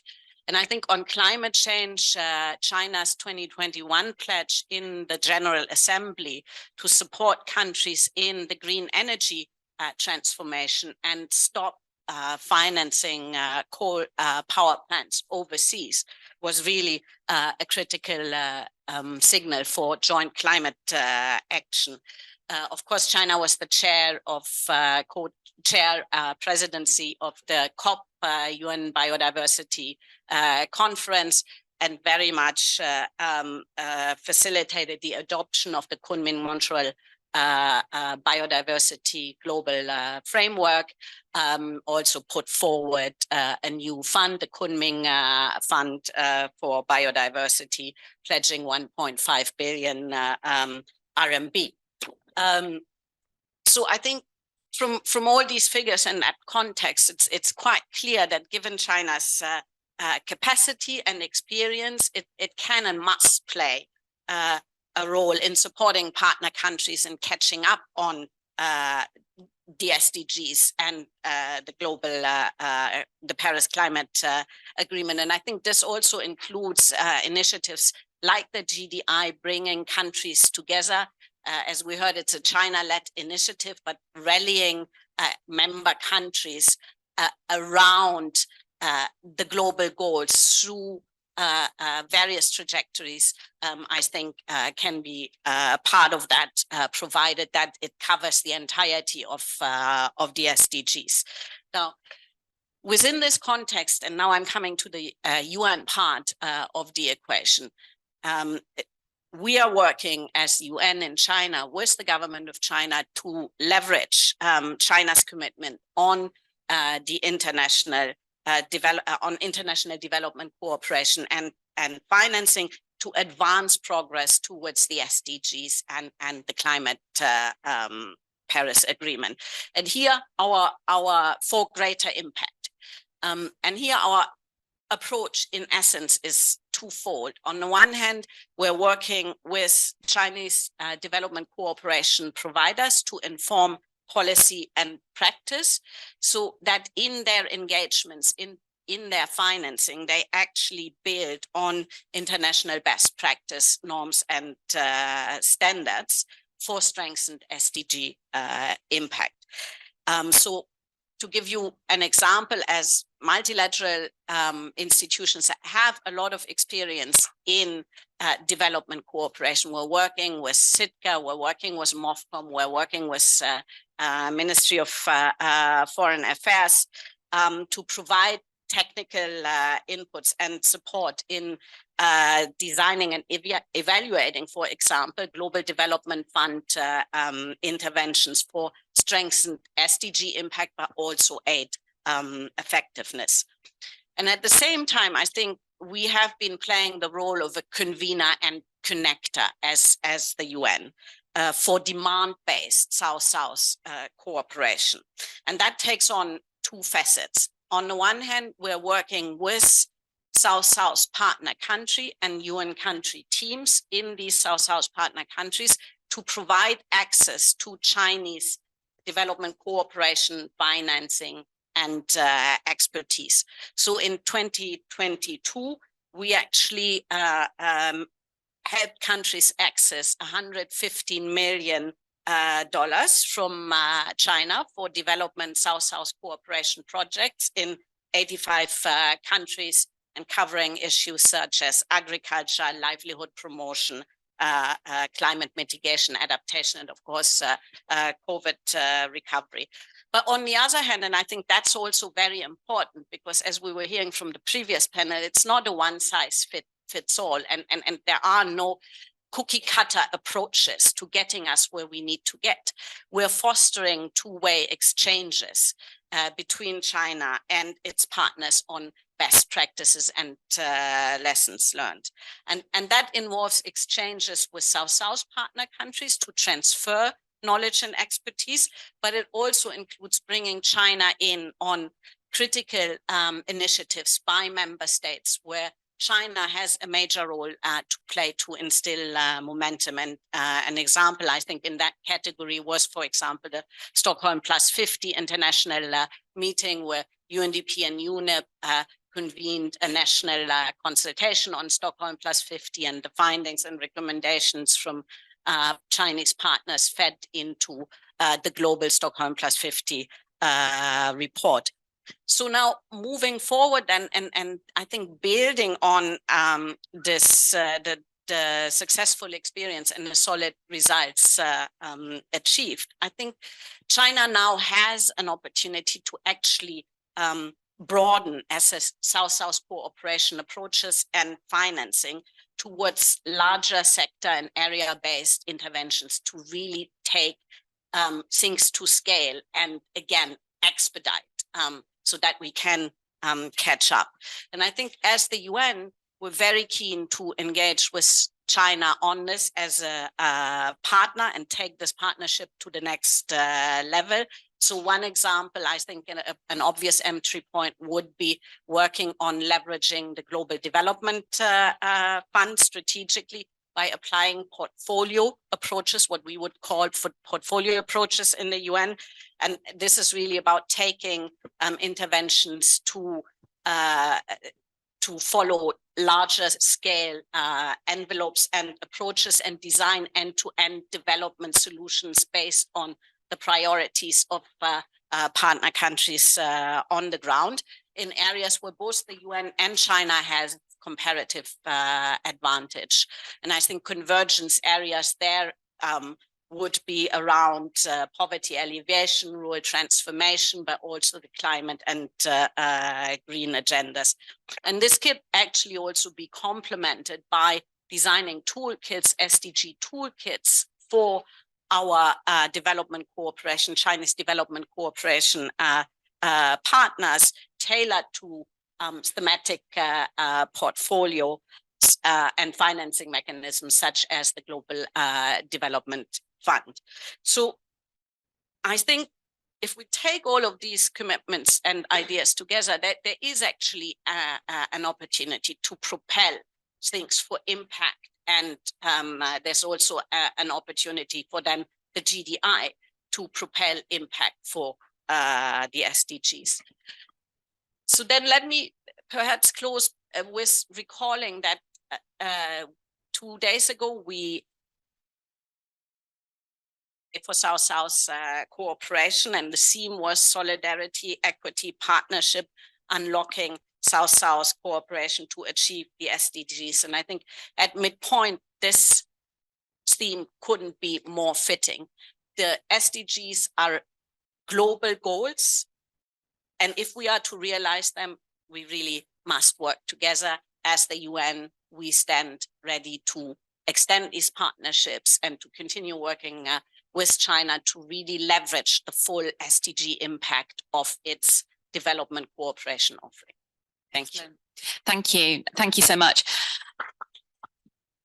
Thanks, Beata. And I think you reminded of us an important point that when we look at the role of a country such as China in terms of acceleration of SDGs, it's not just about resources. So yes, we acknowledge the huge amount of resources that China has invested to support acceleration of SDGs, but it's also about that brokering, that convening. Again, I think going back to some of the reflection from the previous panel, the reality that China as a country has seen rapid development within the living memory of many heads of our member states, and therefore it is a huge motivation, I think, when developing countries look at their own trajectories for development. So thank you so much for that. Also, just because I work in maternal health and recognizing the huge achievements of China in maternal health, I think when we look at going to scale, I see huge potential as well to really leverage China's expertise around maternal health to support many of those developing countries where we're really quite a long way off in terms of some of those SDG 3 goals. So now we're going to move to Ms. Maleva. And we've invited Ms. Maleva along as an official from the World Bank to really reflect on the experiences of the multilateral development banks. So we know that when we look at the ambitions of Agenda 2030, the multilateral development banks play a very important role in terms of financing development projects, but also in providing really high-level technical assistance and policy advice to member states. And so to ask you a question, Ms. Maleva, I mean, in terms of with new bilateral donors such as China, which are providing increasingly large amounts of assistance to developing countries, how has this changed how the multilateral development banks such as World Bank go about their work with developing countries? Thank you first for inviting me. It's a pleasure to be part of this panel. I'm going to give you a short answer to that question first, and then I'll go and explain myself. So the short answer is that the MDBs, the multilateral development banks, we need to do our work even better, given that there is a large inflow of resources coming from bilateral donors like China. And there are two aspects to this, and you already mentioned them. One is mobilizing financing. The other one is to build knowledge and capacity to do development better. And in both cases, stronger partnerships between the MDBs and international development agencies, as well as the private sector and NGOs, are crucial. The World Bank estimates that developing countries will need $2.4 trillion in public and private finance per year to address three of the global challenges: climate change, conflict, and pandemics, between now and 2030. And so this is an enormous amount of money. This is equivalent to actually 6% of the GDP of all developing countries in the world. And so while the World Bank has undertaken efforts to expand its own financial capacity as part of the evolution roadmap, you've probably heard about these discussions that are ongoing and public consultations. This expansion is not going to be enough, and we'll need stronger partnerships. Collaboration maximizes the collective impact, mobilizes more resources more quickly, improves the efficiency of using these resources, and also limits aid fragmentation. So the World Bank partners with multilateral institutions and international development agencies to pool resources in order to fund larger projects. So in the decade that ended last year in June, our partners provided 30 billion in co-financing. The AIIB only provided 8.4 billion. We co-financed 44 projects together in the years until the end of last fiscal year. And the AIIB has become our largest co-financing partner. And in fact, in 2020, the World Bank and the AIIB renewed the co-financing agreement again to continue the collaboration. Apart from co-financing, partnerships are also essential to ensure coordination of policies and approaches. For example, on things like the Paris alignment, climate co-benefits, environmental and social safeguards, procurement. So when policies are hard, and as well as other donors. And finally, stronger partnerships can limit aid fragmentation, which eases the burden on the recipient countries. It's easier to administer the funds, and it's easier to coordinate between the donors.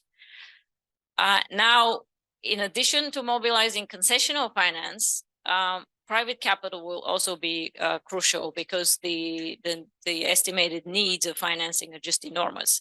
So the World Bank has an ecosystem of engagements with private capital providers. In the over the past 2 decades, private partners have actually channeled over $400 billion in capital to developing countries for development. We have also, in more recent years, created innovative financing instruments in order to mobilize additional private capital. These include the green bonds, catastrophe bonds, or CAT bonds as we call them, emissions linked financing, and other instruments that are based on the performance of projects.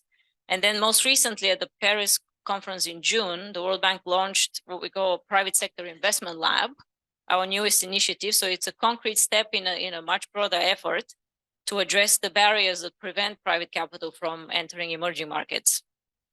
And the lab's work will include an emphasis on scaling finance for climate transition. And the initial focus is on renewable energy and energy infrastructure, which are sort of the low-hanging fruit, but still need enormous investments in developing countries. And then to build knowledge and capacity, which is the second aspect of cooperation, we have deployed innovative diagnostic tools to help developing country governments. For example, the country climate and development reports, they integrate climate change, both adaptation and mitigation, with other developmental goals.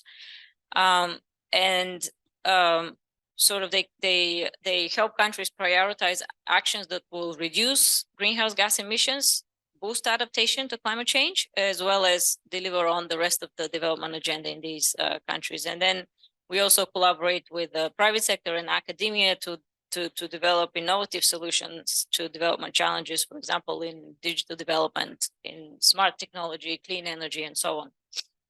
Now, a little bit about the World Bank partnership with China more specifically. We've had a fruitful partnership for over 40 years. The bank has been here almost every step of the way during China's development process. We'd like to think that we've made a small contribution to the success stories that we heard about earlier. But of course, our approach has evolved over time. China graduated from IDA. IDA is the World Bank arm that provides concessional financing for the poorest countries. So China graduated in the year 2000, and it became a donor in 2007. And in the last round of IDA, the last IDA round to raise funds, China's contribution reached $1.3 billion, and that made China the 6th largest contributor to IDA at the moment. And China also contributes to multilateral donor funds, for example, the Global Infrastructure Facility, South-South Experience Exchange Facility, and we also have a partnership facility, China World Bank Partnership Facility that's here in Beijing, which is established in order for the other countries to learn from China's development experience. I'll stop here. Excellent, thank you. Thank you. Thanks so much for sharing that. And I suspect there'll be quite a lot of questions actually about what you said. It was very quick and very detailed, but I think there's a lot we could unpack there. But I think importantly, reminding us that when we look at the scale of what needs to be achieved in terms of accelerating the SDGs globally, private capital has such an important role to play through the initiatives you've mentioned in terms of different funding mechanisms and innovative financing. So thanks for that. So finally, I'm going to move to my fourth panelist. So Ms. Xu Li, who is as I say, the Dean of the College of International Development and Global Agriculture. So really speaking from an evidence-based perspective on agriculture. So Ms. Xu Li, as you know, so China has a very strong focus in its South-South and international cooperation work on the agricultural sector. So a lot of work around ensuring food security and increasing agricultural productivity. Could you talk a little bit about China's international cooperation efforts in this sector? And what do you think are the opportunities in the future to further expand China's efforts towards progressing on SDGs, particularly related to agriculture? Thank you. Okay, thank you, Justin, and thanks for CCG's invitation dear distinguished guests. You know, I'm from China Agricultural University. Normally you will think that this is only an agriculture sector. But what was very unique is that this organization starts with international development studies as well as consultancy since the 1980s when China introducing yin and the new century. They deeply involved in the China's development aid ever since. So I will start from this perspective. It means that China has its very unique identity as a both aid receiver, but as well as South-South cooperation providers. From this perspective to say that how China's contribution to the agriculture sector, South-South cooperation, it will be in 4 dimensions briefly. The first is technology, exchange sharing, and second is value chain and market development. The third is knowledge and experiences sharing. Lastly is platform building. So we'll go deep into each one very briefly. First of all, South-South cooperation. I know that Elisa, you're mentioning about China as multilateral donor since the new century, but actually as a bilateral donor. Not donor, but mentioned about South-South cooperation provider since the 1950s. So ever since the technology sharing or technology transfer, always at the core of the South-South cooperation. Firstly, they as like a build up of farms and send up dispatch the experts to the African countries and other southern countries, but as well as in New Century, very famous about ATDC, Agriculture Technology Demonstration Center. But besides all this infrastructure building for technology transfer, they also built up a dispatch about, just agriculture technicians or policy consultative to developing countries through bilateral cooperation, all through multilateral cooperation, like a FUO, they have a trust fund. So this is but I want to emphasize that this technology may be more emphasized about appropriate technology rather than just the most advanced, because you have to share this technology which is adapted to the local development phase and situation. So secondly, about the value chain development, when the technology improves the farmers, particularly about the small farmers, in many developed countries, but even in African countries, the big farm is very developed. But for small farmers, particularly the majority, the low input, low output is the major situation there. So when the technology improves their productivity, the market is the problem. China Agricultural University have a small technology big harvest project in Tanzania for a decade. And we help working together with their government, with their university, with their farmers to improve their productivity, the maize. And then finally, we found that farmers would not like to continue. We asked the question, they say, when we produce more, it's also not helpful for our livelihoods, but just more labor input. Why? Because they cannot selling this maize to the market. So it means that the support also needs to expand it to the value chain, to the market development, but it's a gradual process. It's not just, fits for all. The third is knowledge and experience sharing. I heard a lot, even from the previous discussion. There is not such a thing as one fits all, particularly for developing countries, traveling broad, developing countries. They are so different culturally and even in one country. When China, many of the developing is by, scholarships for students, as well as training programs, or even like today, we just sharing experiences. And the sharing, the knowledge and experience sharing very much emphasized about, we create a kind of a theory called closing gap development experience sharing, which means that we have to pay much attention to the contact. And these elements or these experiences, we very much emphasize, make much about theory about it. We just share it vividly to say, okay, this is how we solve the problem. And you can see, observe, and you develop your own experiences upon this process. So this is a very dynamic and a joint working together. And on the other side, the experience sharing is not like one way for export. It's two-way or multi-way learning process. I just back from Berlin, and I learning from the Future Agriculture Program organized by the German government. And there are 18 participants from 18 countries, and they're learning about how this agriculture development in each country, and then they sharing among each other. So among your question, multilateralism is still very live and very useful. Lastly, I think recently, this is why we came here, sit in China to discuss about, development cooperation and South-South cooperation, because recently China initiated lots of facilitate this multilateral cooperation. One way is through the traditional platforms.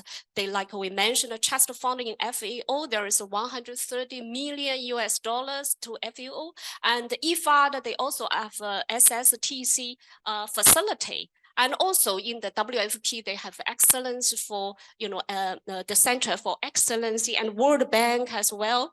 But meanwhile, it also developed a lot of experimental materialism to see whether there's any new innovative methods to facilitate this multilateral learning process. So that's the 4 dimensions I would like to share, and I'm sure that in the future, it's still very useful. And for China, because China, like Miss Zhao Fengtao left, but China's aid system is just a transfer from foreign aid to international development cooperation. Many people ask, what does that mean? But I think one very feature of this transformation is the role of multilateral cooperation becomes more and more important in China in foreign aid. So I think that's knowledge, capacity building, and sharing, and actions are really matters in the future. Thank you. Thank you. Thank you so much. And I think listening to your 4 points, I mean, whilst you were talking specifically about the agricultural sector, I think they're equally applicable actually to any aspect of the SDGs when we think about this idea of multi-directional learning, the value of strong cooperation, this idea of countries coming together over a number of years rather than just short-term projects to really see true transfer of knowledge and impact. So thank you very much for that. Now I'm looking for my master of timekeeping. So, I mean, I really wish we had a little bit more time maybe to interact as a panel, recognizing that you all come from very different perspectives. But I'm going to ask Anne, do we have time to go to the floor, Anne? 5 minutes. Okay. So I think maybe recognizing, particularly as we obviously have ambassadors here from member states as well, and maybe we'd like to start with some of our ambassadors in the room, maybe whether you'd like to make any comments or raise questions, I think not just on what we've discussed here in this panel, but also from the previous panel as well. The floor's open. Ambassador, please go ahead. Thank you. Thank you very much. Mr. Seed and Excellencies, colleagues, colleagues from the UN and colleagues, ambassadors. I think this is a very important time for us to take stock. As you rightly pointed out, we are far, far behind in achieving our SDGs. And we cannot just continue and assume that things will just work out, but we need to make frantic efforts and taking time to look at where we stand, what have worked for a country like China. And I must say that we are privileged to be here in China, where we know that I dare say that is a leading country in trying to achieve the SDGs. When you look at it from many aspects, I'm an agriculturist by training. And so I want to look at it from that angle. And I know that through that, from that angle, that's contributed significantly to the poverty reduction we're talking about, because it's one of the main contributors to poverty reduction that you got to look at. And for you to sustain that also means that you're looking at complete development along value chains, as the professor from CAO has just pointed out. But I think for us in Africa, it's important, despite our challenges with COVID and with the war in Ukraine, and also now we have lots of coup d'etats and of course climate change and all of that. There is a need for our governments, for us to sensitize our governments, because most governments at this stage may be a bit disappointed or not having the confidence to think that we can still forge ahead. Because I think China did it in a way that, despite all the huge numbers, the population that you have, you still were able to pull through to get that number of people out of it. I'm just thinking here, how do we really make our governments believe it's not just about bringing investors to our countries, but having a very comprehensive approach to make that impact to our governments, to really rekindle their interest and get them to be more determined, have the will, as we've been talking about, to look at the various areas where China has made such great impact.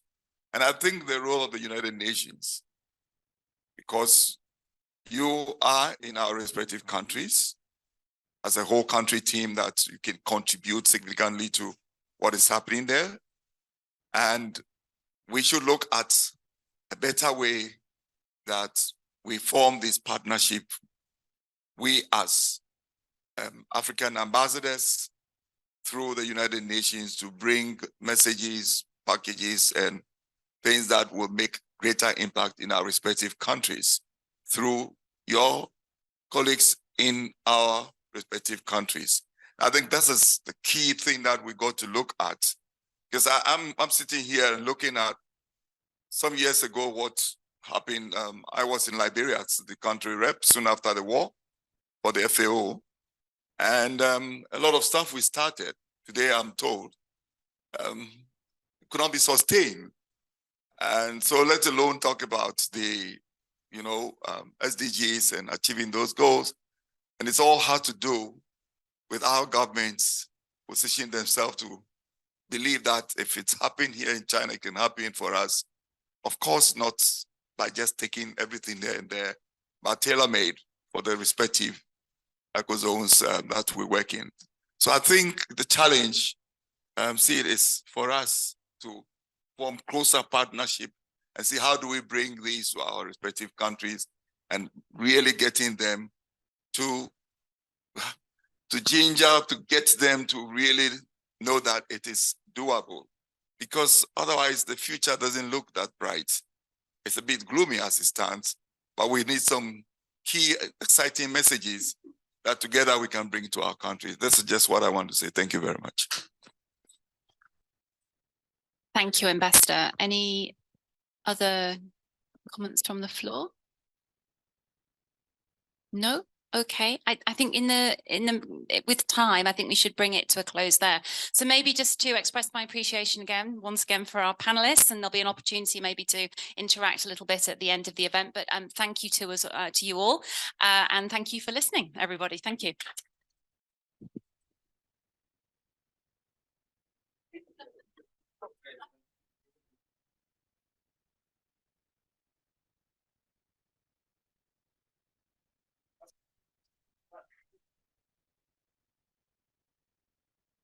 Thank you, distinguished panelists. And we would like to invite our host today, Mr. Sept Chatterjee, the RCO, and Dr. Wang Hui, President of CCG, for closing remarks.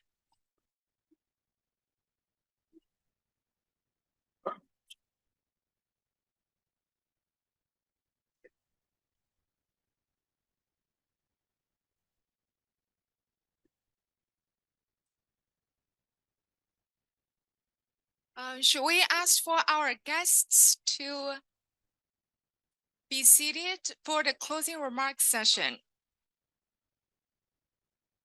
Ambassador.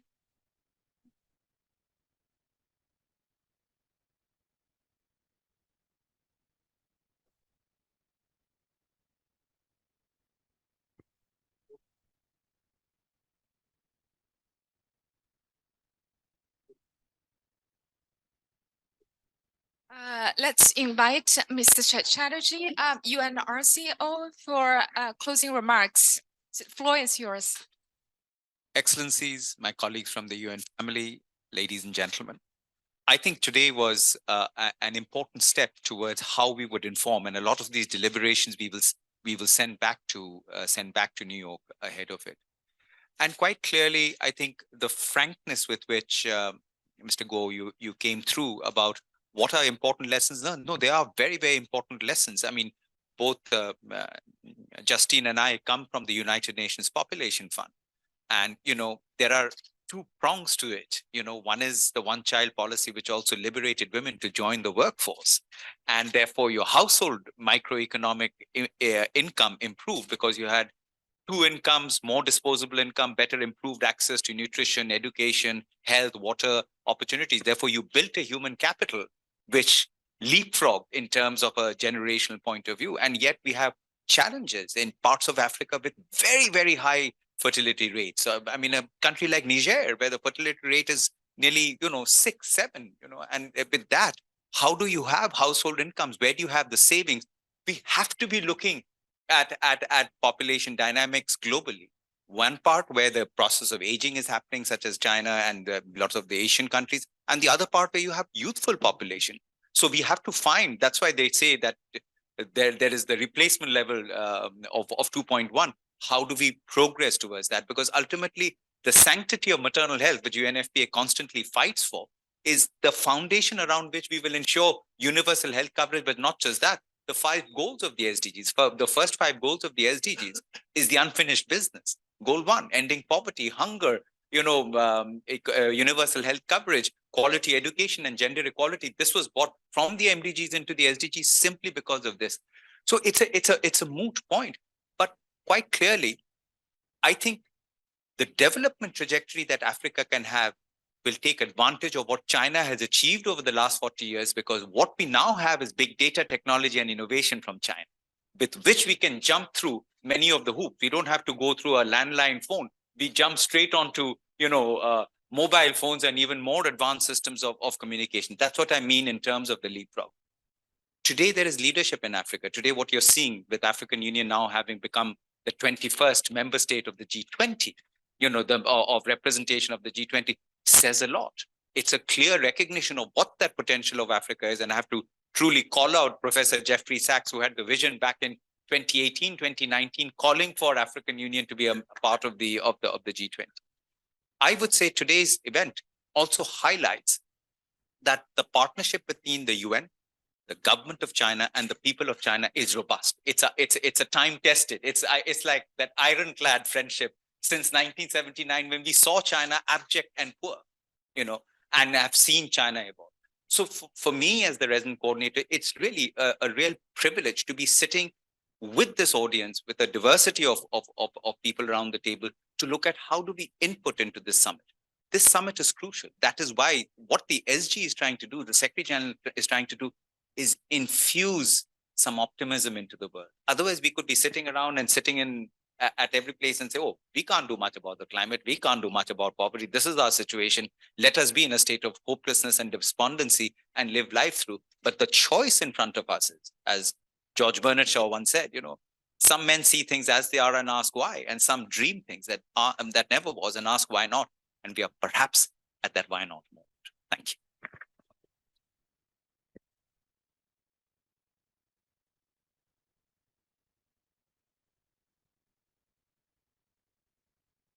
Next, we'll have Dr. Wang Huiyao, the co-host for this event, for closing remarks. Dr. Wang, floor is yours. Okay, thank you, Sid, for the excellent summary, and excellencies and the ambassadors, and also our colleagues.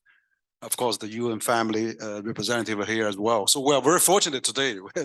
Center for China Globalization is really before the UN summit that we are coordinating, working with UN China to co-host this, the development discussion at CCG. So it's really a really great occasion to hear all the experts. We hear so many of them have given us such excellent comments.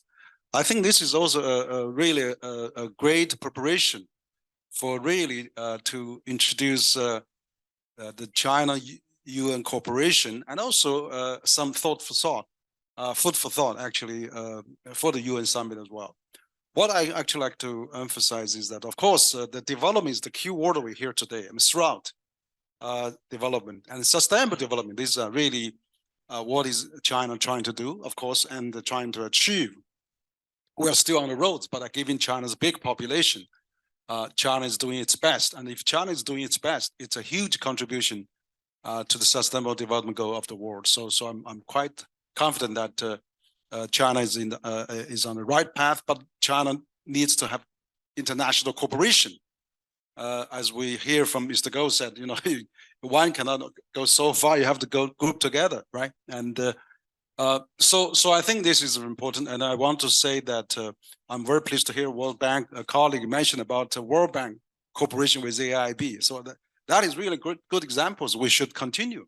And I think multinational institutions like AIIB and World Bank and other development banks should really play even more role in this very complex and geopolitically risky world now. We need to really strengthen our cooperation so that really, those international organizations, particularly strengthen the UN system and working very hard to that. So that is really good examples that we can have.